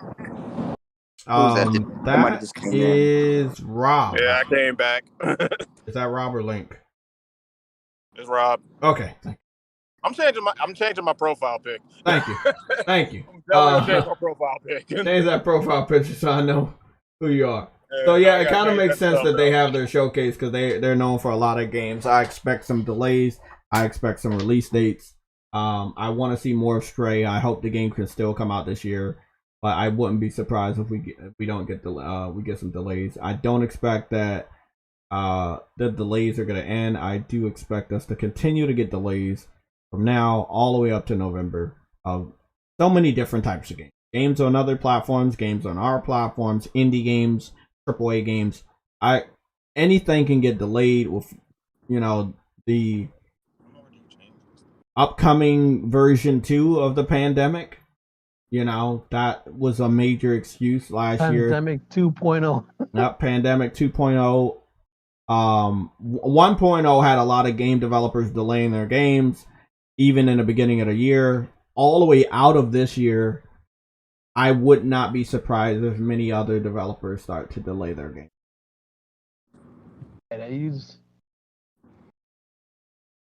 All I know is that they're gonna continue to use that as an excuse when they can.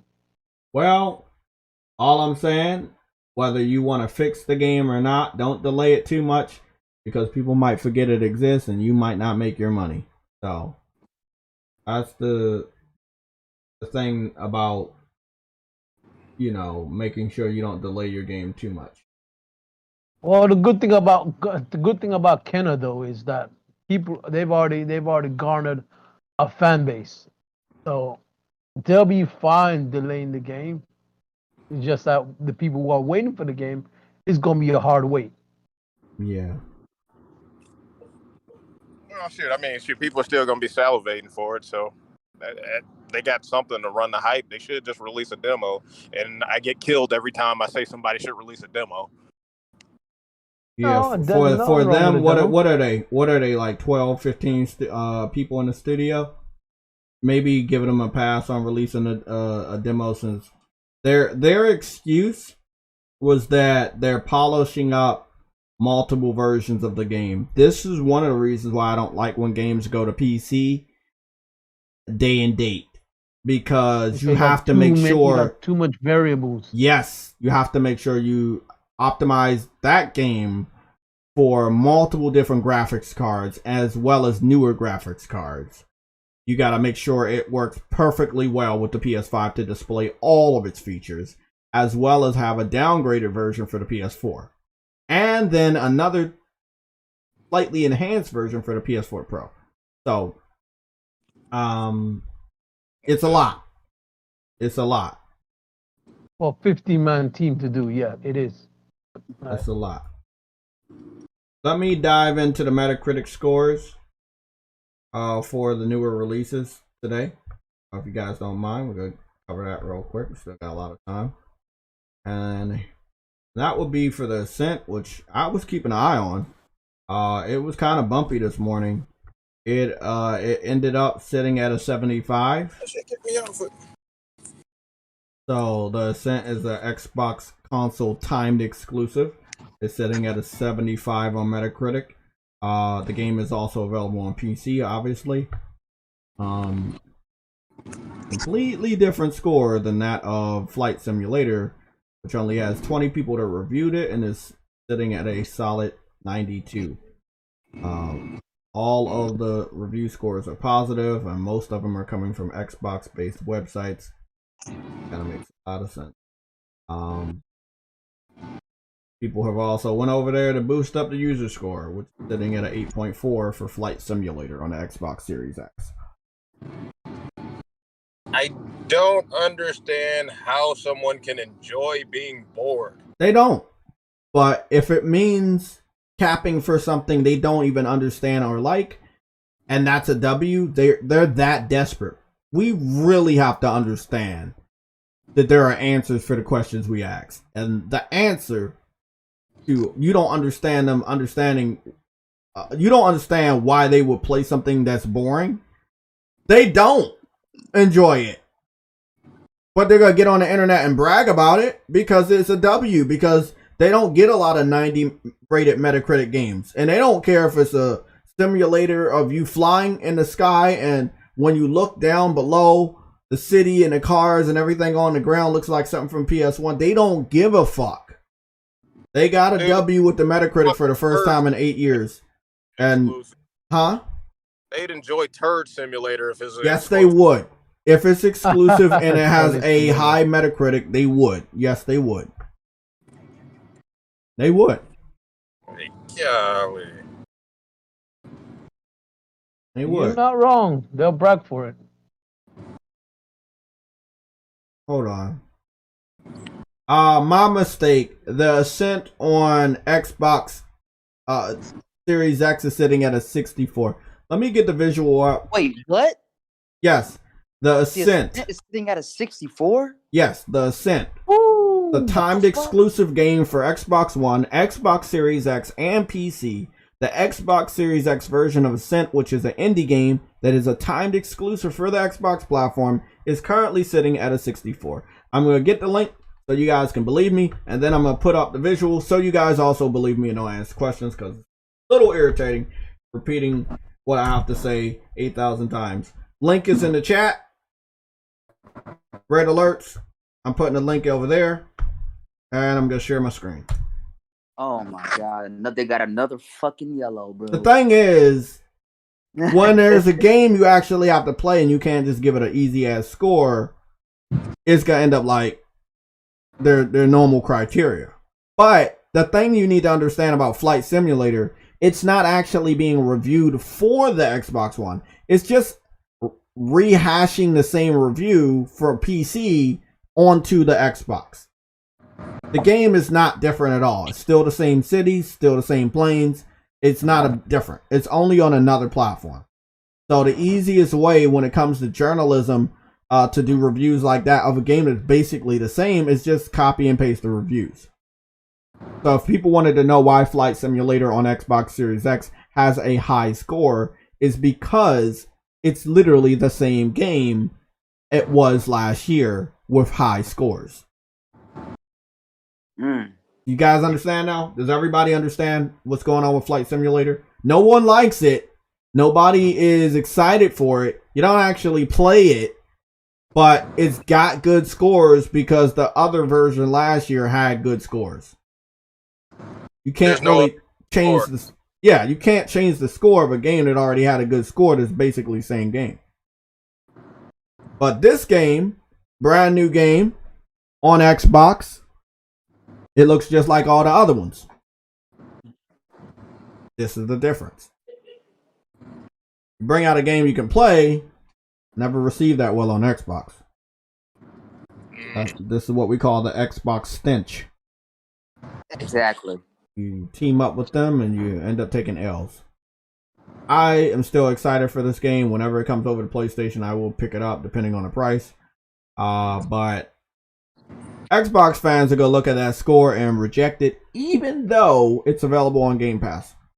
They will not play that shit. They will not beat this game. And it is a very interesting game. It has 15 reviews for the Xbox Series X version.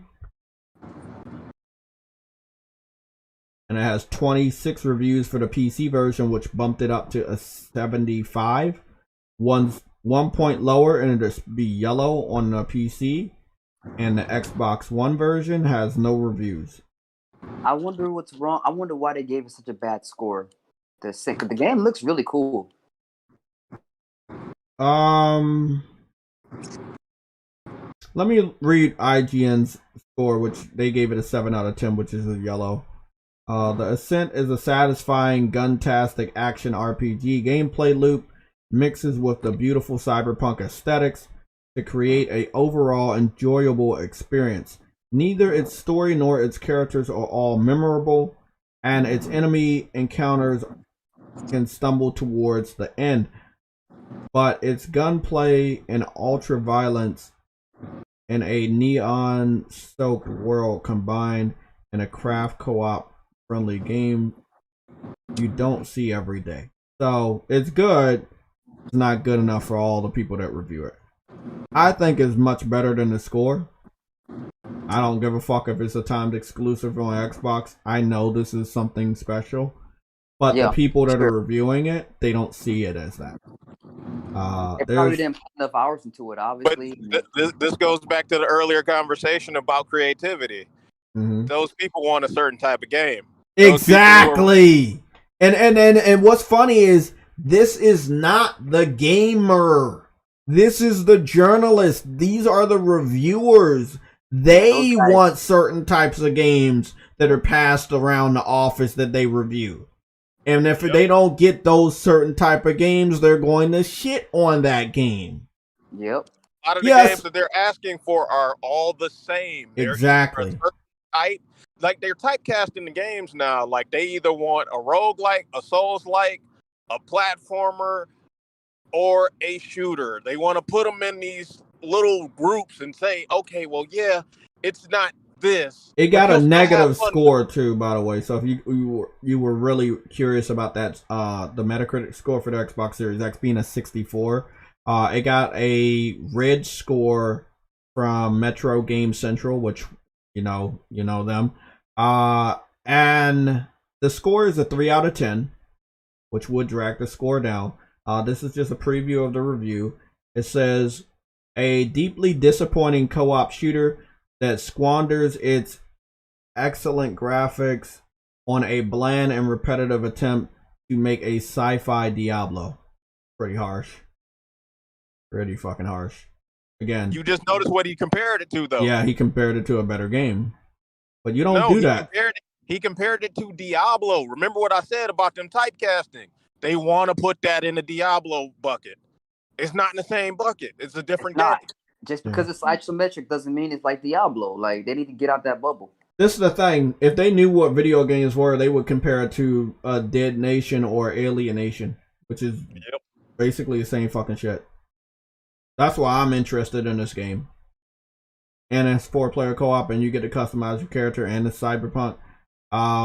It seems like a good game. It just, like Rob is saying, the journalists, they don't give a fuck about it.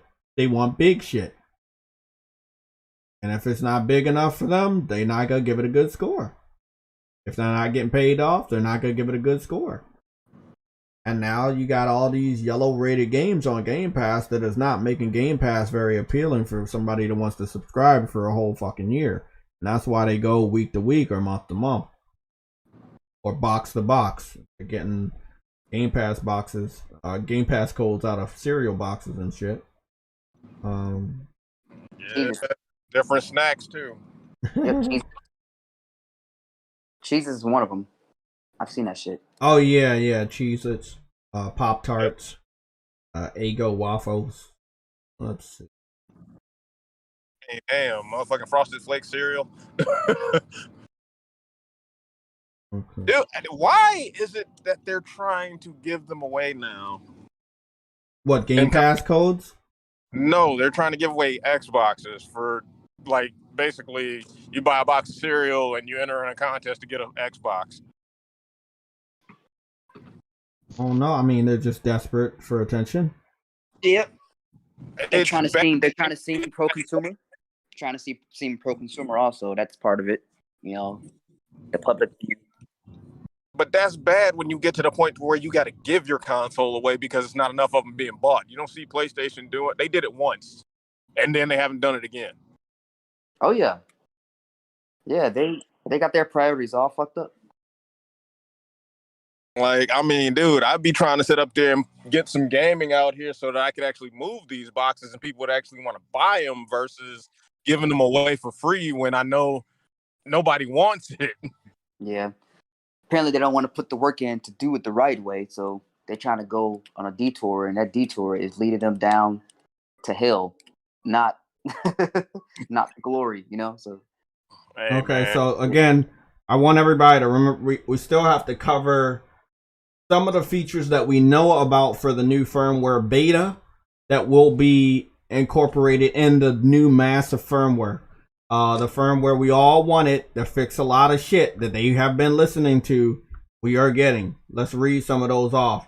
Again, you might as well go out and try to get some of these SSDs right now. Don't try to incorporate them into your console unless you have the beta.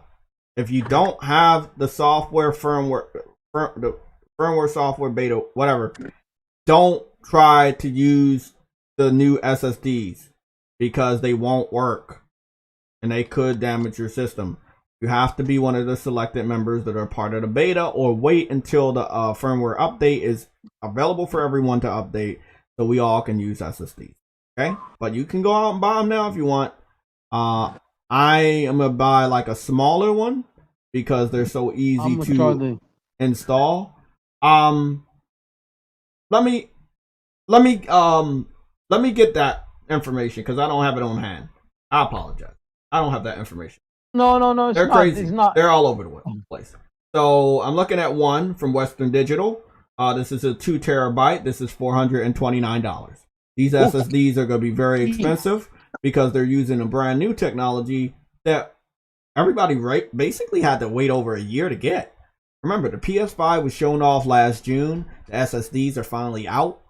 The firmware has not officially been out yet. I wonder what the competitive prices are. I'm gonna have to look. I don't know, but they're very high. I think the 4 terabyte is $1,000 from one person. I don't know who that person is, but I would tell you guys, because I don't want to do it, if you want to go and get an SSD, go and do your research now. I don't got enough time to sit here and answer a lot of questions about different SSDs and how much they cost. Their prices are going to be all over the place, and they're going to be very, very, very expensive. Andrew Wilkins with the $5 super chat. Smooth bet all research, bro. Yeah. Smooth bet all Xbox exclusives of any kind would get a 85 plus for the rest of the year.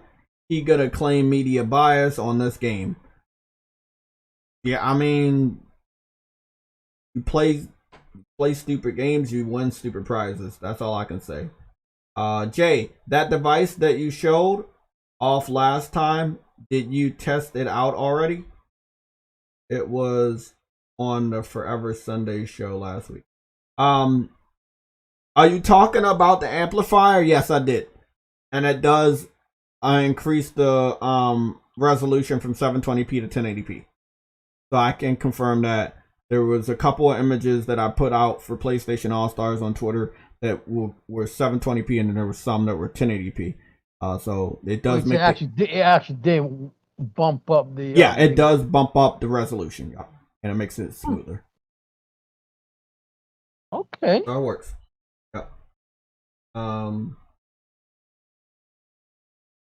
Let's go over some of the features and talk about it. Okay, now I put it in the red alerts. It's right above the delay message from Crimson Desert, and right above that, Games for Eternity replied. So if you wanted to read off some of this with us, True Witty, or is that you, Rob? Did you change your name? Is that Rob? That is Rob. What are you talking about? Okay, that's Rob. He changed his profile picture. Okay. Let me see. So these are the features: 3D audio support for TV speakers, the UI improvements, which a lot of people wanted more improvements for the UI. Control center can be more personalized. That's interesting. I like that. View and write messages. Cool. Updated friends tab. I definitely needed that. Definitely needed an easier way to get to my friends. PS4 and PS5 game versions are now separated on the home screen / library. I like that. Trophy tracker, from what I've heard, has been like you can keep track of 5 different trophies at a time now. Pretty dope. Okay, those are the features. Do you like any of those, guys? I will also copy and paste that to the chat so you guys can look at it. There's some more shit. I'm still running around the internet trying to get these quotes. Make sure I give you guys the best, most up-to-date information when it comes to the features and stuff. But I just posted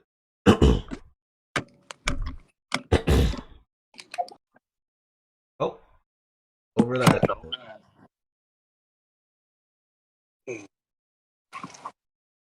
Audio support.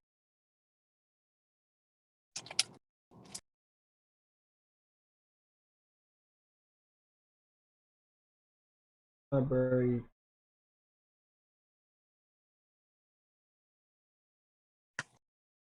Personal. It won't let me. It won't let me type all this shit.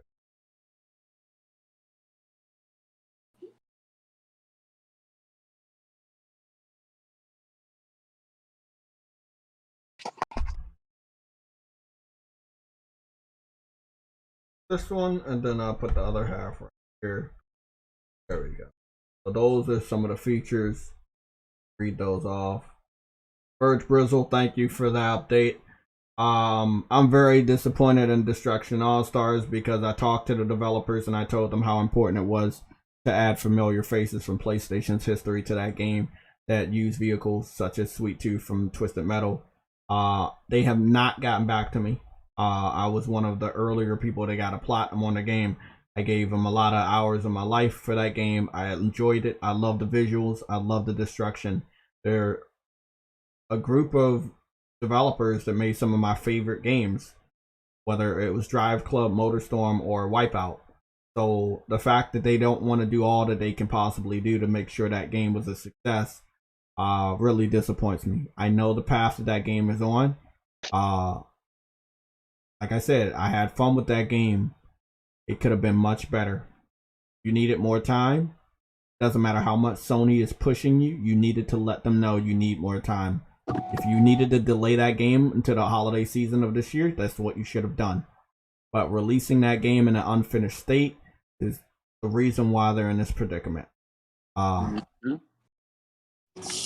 will go out of my way to see if we can cover the review if that is what anybody in the chat wants. I will review the update for Destruction All-Stars. But I am very, very disappointed that, again, among the people that got the trophy first, the platinum trophy first, they don't fucking live. That's all I'm saying, bro. I mean, shoot, are they in bad shape right now? They're adding bots because there's not enough people, and when I was playing it after 2 months, there wasn't enough people to try to get some of the trophies. So yeah, it's been in bad shape for a long time. They have a season pass. Obviously, they have microtransactions. I don't care about that. It's a games as a service. That's what you expect. But the content that they have is just not. It's not there fast enough, and that's the problem. That's the problem there. I'm about to say, do you think they're working on anything else besides trying to keep I know. Yes, they are. They've been staffing up for some sort of AAA project, and that's understandable, but either announce that you acknowledge the game is dead and you're taking it offline right now, or you try hard as hell to save what you got. There's no in between.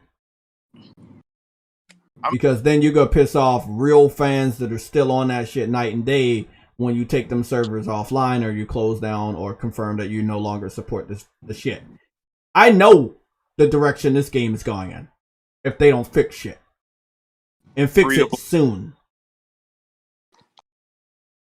Free to play. It's not even can't even say that. Doesn't matter. That's not the direction. The direction is going and is the ground. Is going to the graveyard. When you take them online servers off and you pull support and say there's no more updates and patches for this online game, that's the only other outcome, bro. So you think they're gonna pull a Battleborn? Yes. Yes. Let me ask you a question. When the last time you got on there? Shit, it's been a minute. I've been playing damn Judge. If there's a reason to go somewhere, you go there. If there's not a reason to go somewhere, you're not going there. That's all I'm saying. Shit, I mean, damn. Been able to sit up there like, dude, my backlog too big right now. And I'm about to sit up there and go get the world, Neo, the world ends with you. So I'm like, dude, I'm fucking swamped right now. Listen, they did this to themselves. They had a long time to get this shit sorted. Yep. I mean, I feel bad because I bought the game too, and now I'm looking. I bought the game. That was the point. Hey, golly, I don't need it if it's gonna be like if I'm gonna sit up there and I'm putting it in the console and it's just like, yeah, this game is shut down. You're like, what the hell, dude? Dude, that's well, a bad I can't just blame them either. I've got to blame Sony. That's what I'm saying. It's Sony's fault because it was Sony's fault when it came to Drive Club. You rushed them. You made them make an ambitious promise that you know them as a smaller studio couldn't do in the time frame you gave, and you basically forced them to kill a game before it even came out by making sure the game shipped in a fucked up situation, promises not being able to be kept. One of the major promises is that gamers are cheap and they don't want to spend money, so they were looking for a way to test out Drive Club via PlayStation Plus, which was promised that Drive Club was going to have a PlayStation Plus version of the game, and then they kept delaying it and delaying it and delaying it until people stopped giving a fuck. You launched Drive Club without the weather effects and certain other things, and then by the time you actually fixed the game, it was already too late, and Sony pulled the plug on the studio itself and then shut off the fucking online server. You can't do that with Lucid Game because they don't own them, but you can pull the plug on the server, especially if you're the one paying for it. So that's what I mean by I know the path that this game is on. shit, man. If they pull the plug on it, it's gonna be up to the fans, but they don't have enough fans to get them to start like buying servers and shit. So let me ask you guys a question. I'm trying to find Destruction All-Stars. I know I had it on PlayStation Plus. I don't see it in my library. So did they like take the availability for me to play the game? Like, how's that work? I can't find it in my That's strange. Yeah, I know. Oh, I got it. Never mind. You have to go to a specific PlayStation Plus. You got to go to your PlayStation Plus games library. Okay, I found it. I was about to say, like, where the fuck is this shit?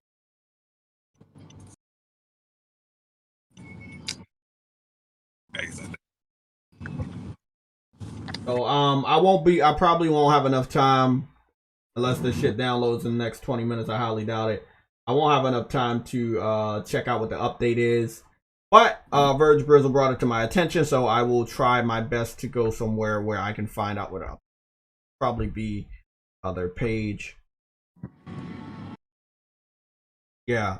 When I cap for something and I put my heart and soul into it and I like it and I like the studio and I like the developers, it hurts me to say the truth, but I have to say the truth.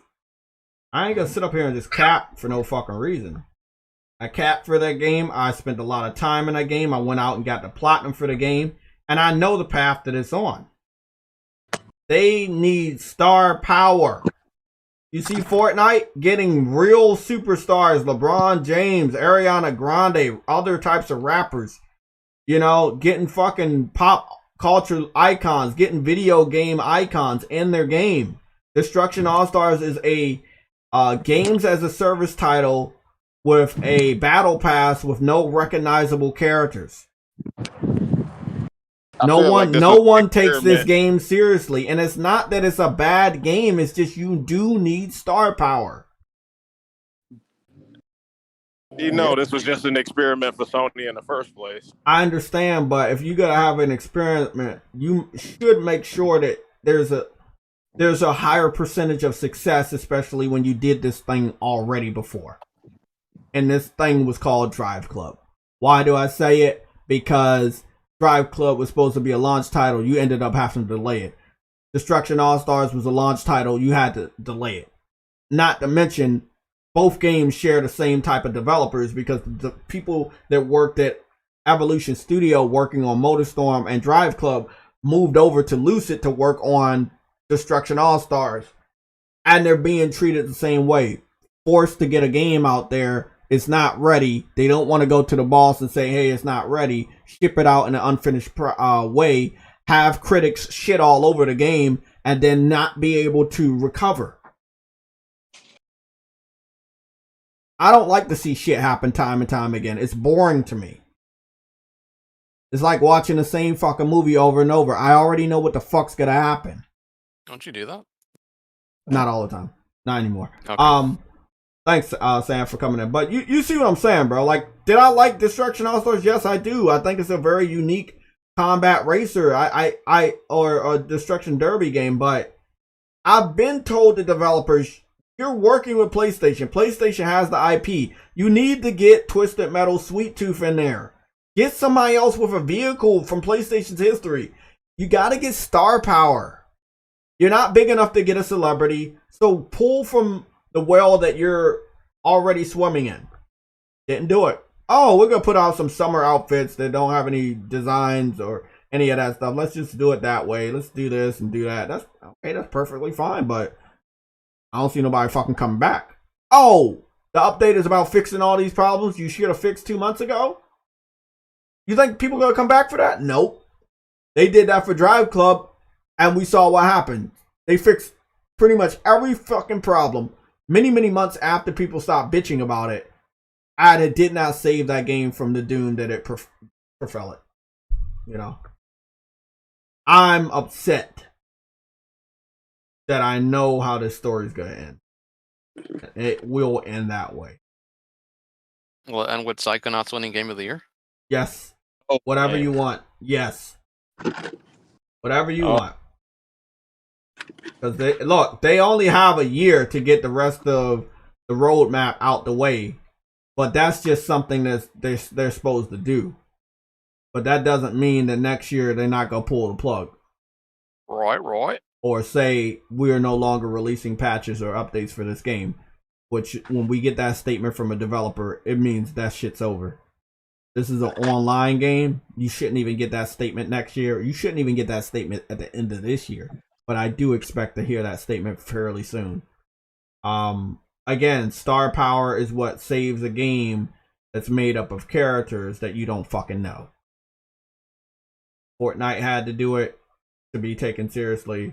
Any other game that comes out with a battle pass probably has to do it. Taken seriously. Unless the game itself is already well known by fans and its community for it to not have this type of problem. But in Destruction All-Stars case, with all the appeal that it didn't have among most gamers, seeing a familiar face added to it could have really helped. Even if it was one character that people could have really helped. My thing with PlayStation, if you're gonna make something, go all in. Don't pussyfoot around what you want to support and what you don't want to support. If you're commissioning somebody to make it exclusive for you, you need to go all in. Yeah, but we're gonna catch excuses after this one fails. If it does fail, well, but that's their own fault. Much. You made them promise that the game was coming out. Then you knew that people were gonna have feelings about $70. You had them confirm the game was $70. People had turned the game off by that. Literally. Once people knew the game was $70, it was dead on arrival. Even when they announced it for PlayStation Plus, people still was like, oh, well, it doesn't matter because after PlayStation Plus is $70. They changed the price to $20. The announcement wasn't big enough to get the people that condemned the game for being $70 the previous year, condemn the game for going to $70 after it leaves PlayStation Plus. Those individuals have put that negative energy out there, put false information out there, and PlayStation did not echo the fact that it was going to be a $20 game. The fact that it was a $20 game decreased from $70 lets people know that the haters had more power than Sony and the developer. which means that they don't believe the game is worth that much, which means that when the game was announced for $20 and released out into the wild, nobody was going to support anyway because they don't believe it's worth that much.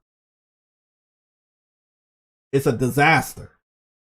And it didn't have to be that way. Having zero content didn't help either. That too, I agree. You released the game 2 months on PlayStation Plus. No content, no special characters that people know, no battle pass until after it leaves PlayStation Plus, and it's in tatters. Horrible. Yeah, that is aiming a revolver at your foot. That's their fault. Jay, what do you think of True Widox playing a Ghost and Raisin Brand Day 1? I don't know how to. The special DLC aside from Icky Island, I've been told. Sorry about that. No, you're good. Arnold, I want to read a couple off chicken wings, some hot sauce. I want to read off this comment. Arnold says, because they gave Rocket League free on PlayStation Plus, then they thought those players gonna migrate on the PS5's stick issue. Stock issue. Okay. I guess I can understand, but dork issue. Rocket League and Destruction All Stars came out like so many years apart. There was a small similarities between the game, but again, Rocket League had cars from Back to the Future and Jurassic Park, and it had star power. And again, you have vehicles on Destruction All Stars. You could have got like a brand name vehicle, still haven't happened. You again could have had a character that people know in the PlayStation community, since it is exclusive, still hasn't happened. I dread to say this, maybe you can save this game by putting it on PC, but again, that might not even help. So sad. But that's a beautiful. You could always do like a re-release. Not saying a director's cut, but like maybe hey, this has everything in terms of content. It's polished now. Yada yada yada. Blah. Give it up for $30. What they really should do is try to just put it out there for free for everybody. Take away that $20. Just make it free to play. Add 1 or 2 familiar faces from the PlayStation's history into this game, and call it a day and see if that works. If that doesn't work, cut the cord. I don't know if they losing money or anything on this, but because, you know, it's just a group of unknown characters and shit. I love the game, don't get me wrong. I just don't want to see it die like another game that was made by a studio that I like. And it's on the same path. Rushed to being launched, delayed outside of the launch, came out, rough history, people don't know how good it is, people not giving it a chance. Again, the only difference is that Sony doesn't own Lucid, so they don't have the power to shut them down, but they do have the power to shut this game down and cut the servers, especially if they're paying for it. You're saying Yellow was right this whole time, they can just shut it down? Yeah, they could shut this game down because it's an online only game, so if they don't want to pay for the servers anymore to a game that a lot of people are not on anyway, if they can't get more people on these servers and plus they gave it away for free, so it's not that it's dead. Yeah, you gave it away for free for 2 months on PlayStation Plus. I believe everybody that had a problem with, you know, paying money for it should have had 2 months to download it. Some people in the hood gaming community, the thug community of our gaming, those motherfuckers like, oh, I don't even want to download it. I'm like, okay, well, you got bitch about it being $70 after it leaves this Plus, but you don't want to download it for free because you do have Plus. I saw idiots do that, and I'm like, okay, whatever. But if the game is that bad that thug gamers don't even want to download something they have ability to download for free under the subscription, then you know how bad it is. And it's not bad, it's just, like you said, lack of content, no familiar face. What do you fucking expect? This is how shit end up going multi-plat. Exactly. And I don't want to take an L, but I gotta take an L. I capped for this game. I put a lot of hours into the game. I got the platinum for the game. I think it's something special. I thought it was something special. You don't gotta take it now. But I talked to the developer, and they don't listen. There are gamers that know more business tactics that can help sell shit than the motherfuckers that are making the game or paying the fucking money to make the game happen. And you need star power. It's very fucking simple. Fortnite has celebrities, movie stars, video game icons in the game. This game is your exclusive. You own the rights to the game. Oh, I think I kind of understand. Okay, so do you think that they didn't want to add PlayStation characters because the game has All Stars and people would refer that to PlayStation All Stars? No, I just think they wanted to make their own game, man. Still kind of on the. I'm not saying you don't make your own game, but you need star power. Nobody's saying add a whole cast of PlayStation. I mean, characters. Look at Rocket League. That's 0 star power, though. Games don't need all that shit to be successful. Whoa. When it first came out, but then after it got hot, they added cars from all types of fucking. I got a shitload of DLC cars from. So as well after it was successful, it didn't use it to become successful. That's what I'm saying. But this game needs it to be successful because it's dying or it's dead. You got to make sure people put their eyes back on this game before it's officially gone. I wish you could know how many people play everything online. Remember on PS3 they used to have numbers for lobbies? Yeah. I wish that a game like this had numbers. I will be playing this game tomorrow. I will be taking a hard look at it. I'm downloading it right now. It's sitting at 18%. I will be a big shout out to Verge Brizzle for reminding me the game was updated. I will be taking a look at this game tomorrow. Sam, since you're here, we got about 8 minutes together. Again, I appreciate the 45 people that rolled on in, the 30 people that liked the video. Let's talk about this last topic with our boy Sam. My prediction came right? Like, released a lot of fucking info this last week of July. Don't know what's gonna happen in August, but I expect the event. It dropped information on a brand new beta for the firmware. And what are your thoughts on that? They're gonna, they got SSD support, so people can stop bitching. Oh, well, that's what I wanted to ask you, man. SSD support, is it really simple? If you got the update. I just read up about it, yeah. If you got the update, you can start doing it. It's just a software update, it's no beta or anything? Yeah, you have to be a part of the beta update. Until it's officially open to everybody. Yeah. You gotta do something, make sure you have a screwdriver and screw it in right and all of that stuff, and then that's it. Much easier to add this SSD than the hard drives from PS3 and PS4. Much easier.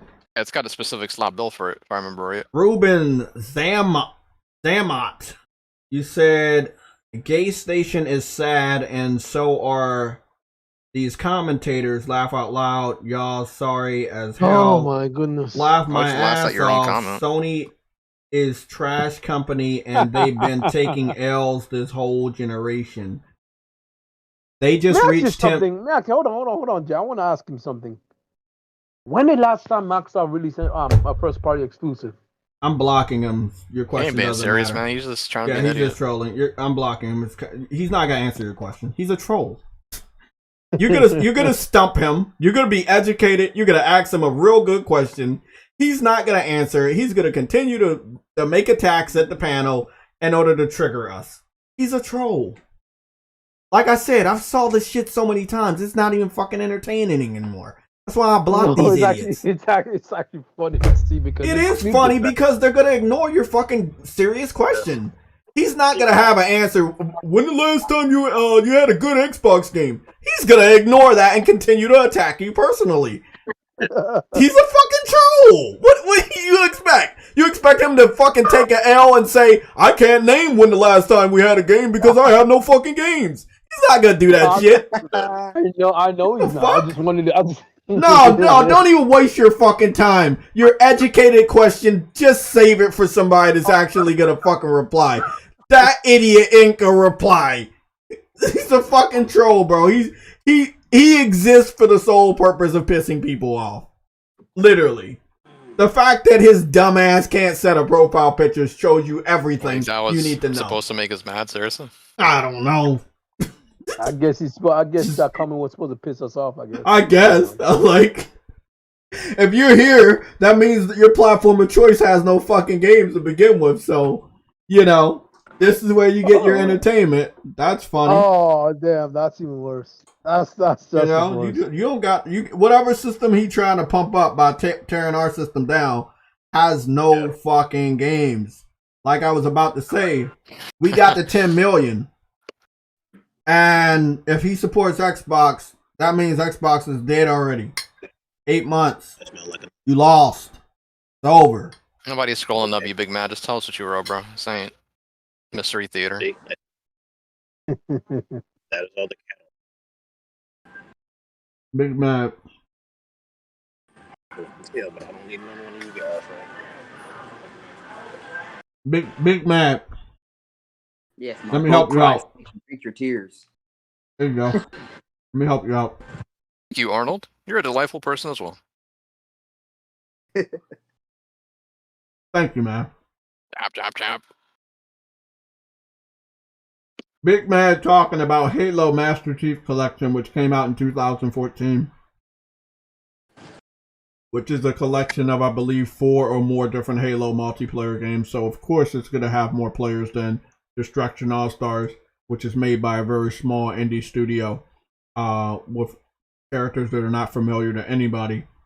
And it has a very different type of multiplayer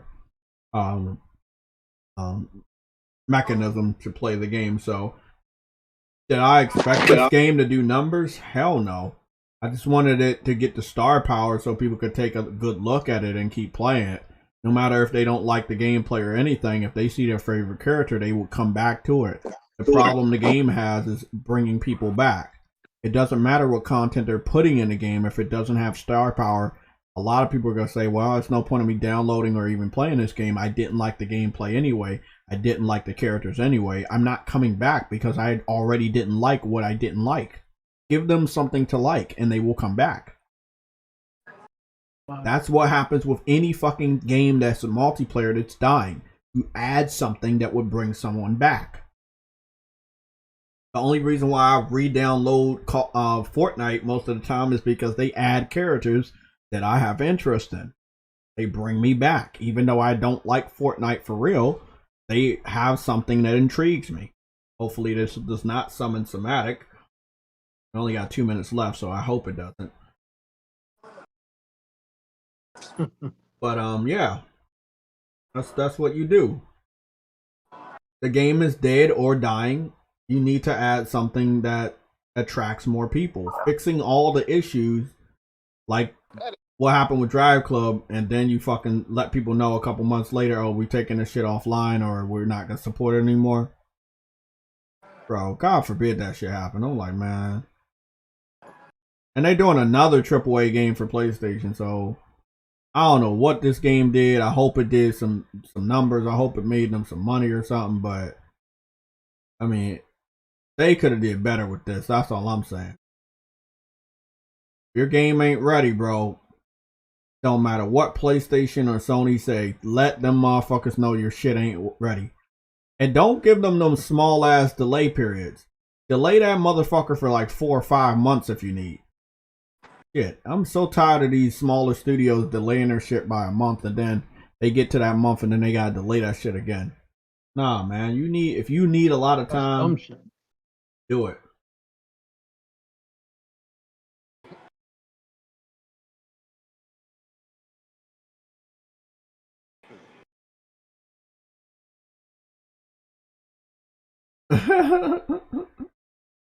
Hey, Arnold, I would allow trolls to run rampant, but the thing is, it irritates me that they don't answer the question. So True Woody would have just been wasting his breath asking this guy a very educated question. I know where True Woody was gonna go with it, and the guy would have just ignored him and went somewhere else or attacked us on some other type of section. And he just would have never answered True Woody's question. And I feel that that's disrespectful to True Woody, wasting his own time to form a question that this guy's just going to ignore. And then let's say True Woody continues to talk to the guy. He forms another question, or he gets him on this point, or he says this. And the guy just completely ignores it because he knows it's going to defeat his logic. So I only did it because it's a waste of time. and I don't like to see anybody waste their time. So if we can have some educated trolls here with balls that are not afraid to actually answer fucking questions, then they can stick around. But if I see you as a generic ass troll, you're gonna fucking go. I'm sorry. This is not the fucking area where I'm gonna allow y'all motherfuckers to grow. And if you're a fucking generic troll, please go take your ass back to school so you can learn how to put a fucking profile picture on your account. Cause y'all motherfuckers are easy to spot out. I'm just saying. Y'all are fucking easy. Yeah, for sure. Fucking stupid motherfuckers, man. Oh, I'm gonna make a fucking account for the 10th time and not put a profile picture and hope he doesn't know who I am. Like, what the fuck? Oh, yeah, you're just a random person. We know everybody in the fucking chat. We call you guys out all the time. I give shout outs all the time. I know you guys, for real. So if we see a fucking weirdo with no profile picture asking some stupid ass questions, talk about how good Halo Master Chief Collection is, even though the game came out in 2014, and there's a new Halo coming out, and you're supposed to be talking about that, we already know that bullshit. Oh my goodness, this shit's fucking crazy. Clear as day. Clear as day. So obvious, man.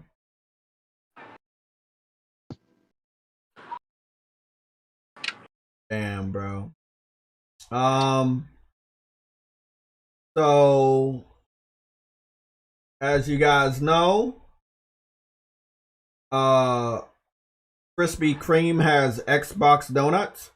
That's the last piece of information I think I can share with you today. And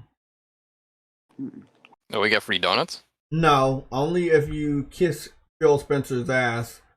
They will give you a box of donuts. We good. We good. I'll just buy the donut. I'm good. True witty. You know, true witty. You know, Hell no, I'm good, bro. I'm good. I think I'm 100. I'm 100% straight and narrow, bro. I'm good.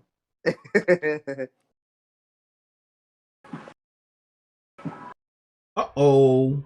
Scarlett Johansson sues Disney over Black Widow streaming release. Star alleges simultaneous release of the latest Marvel movie in theaters and Disney Plus service was a breach of contract. Oh. Wow. Damn. You want to know why? Free money for her. Because you're not making money when it's released on Disney Plus. You making money from ticket sales. When you split that shit down the middle, how do you get paid? Same shit with Game Pass, everybody. When you release a game on Xbox, but you also have it in Game Pass, who's really getting all the money? After the contract has been made, after the money has been paid to the studio to put the game on the service, Microsoft's really making more money off of the subscription service of their game being there. But they're not making a lot, you know. But I'm just saying. That's interesting. Wow. Scarlett Johansson fucking up your whole career for suing Disney. You're suing Disney. Wow. Wait a minute. What? Scarlett Johansson is suing Disney because she said it was a breach of contract to put the Black Widow movie on Disney Plus and release it in the movie theaters at the same time.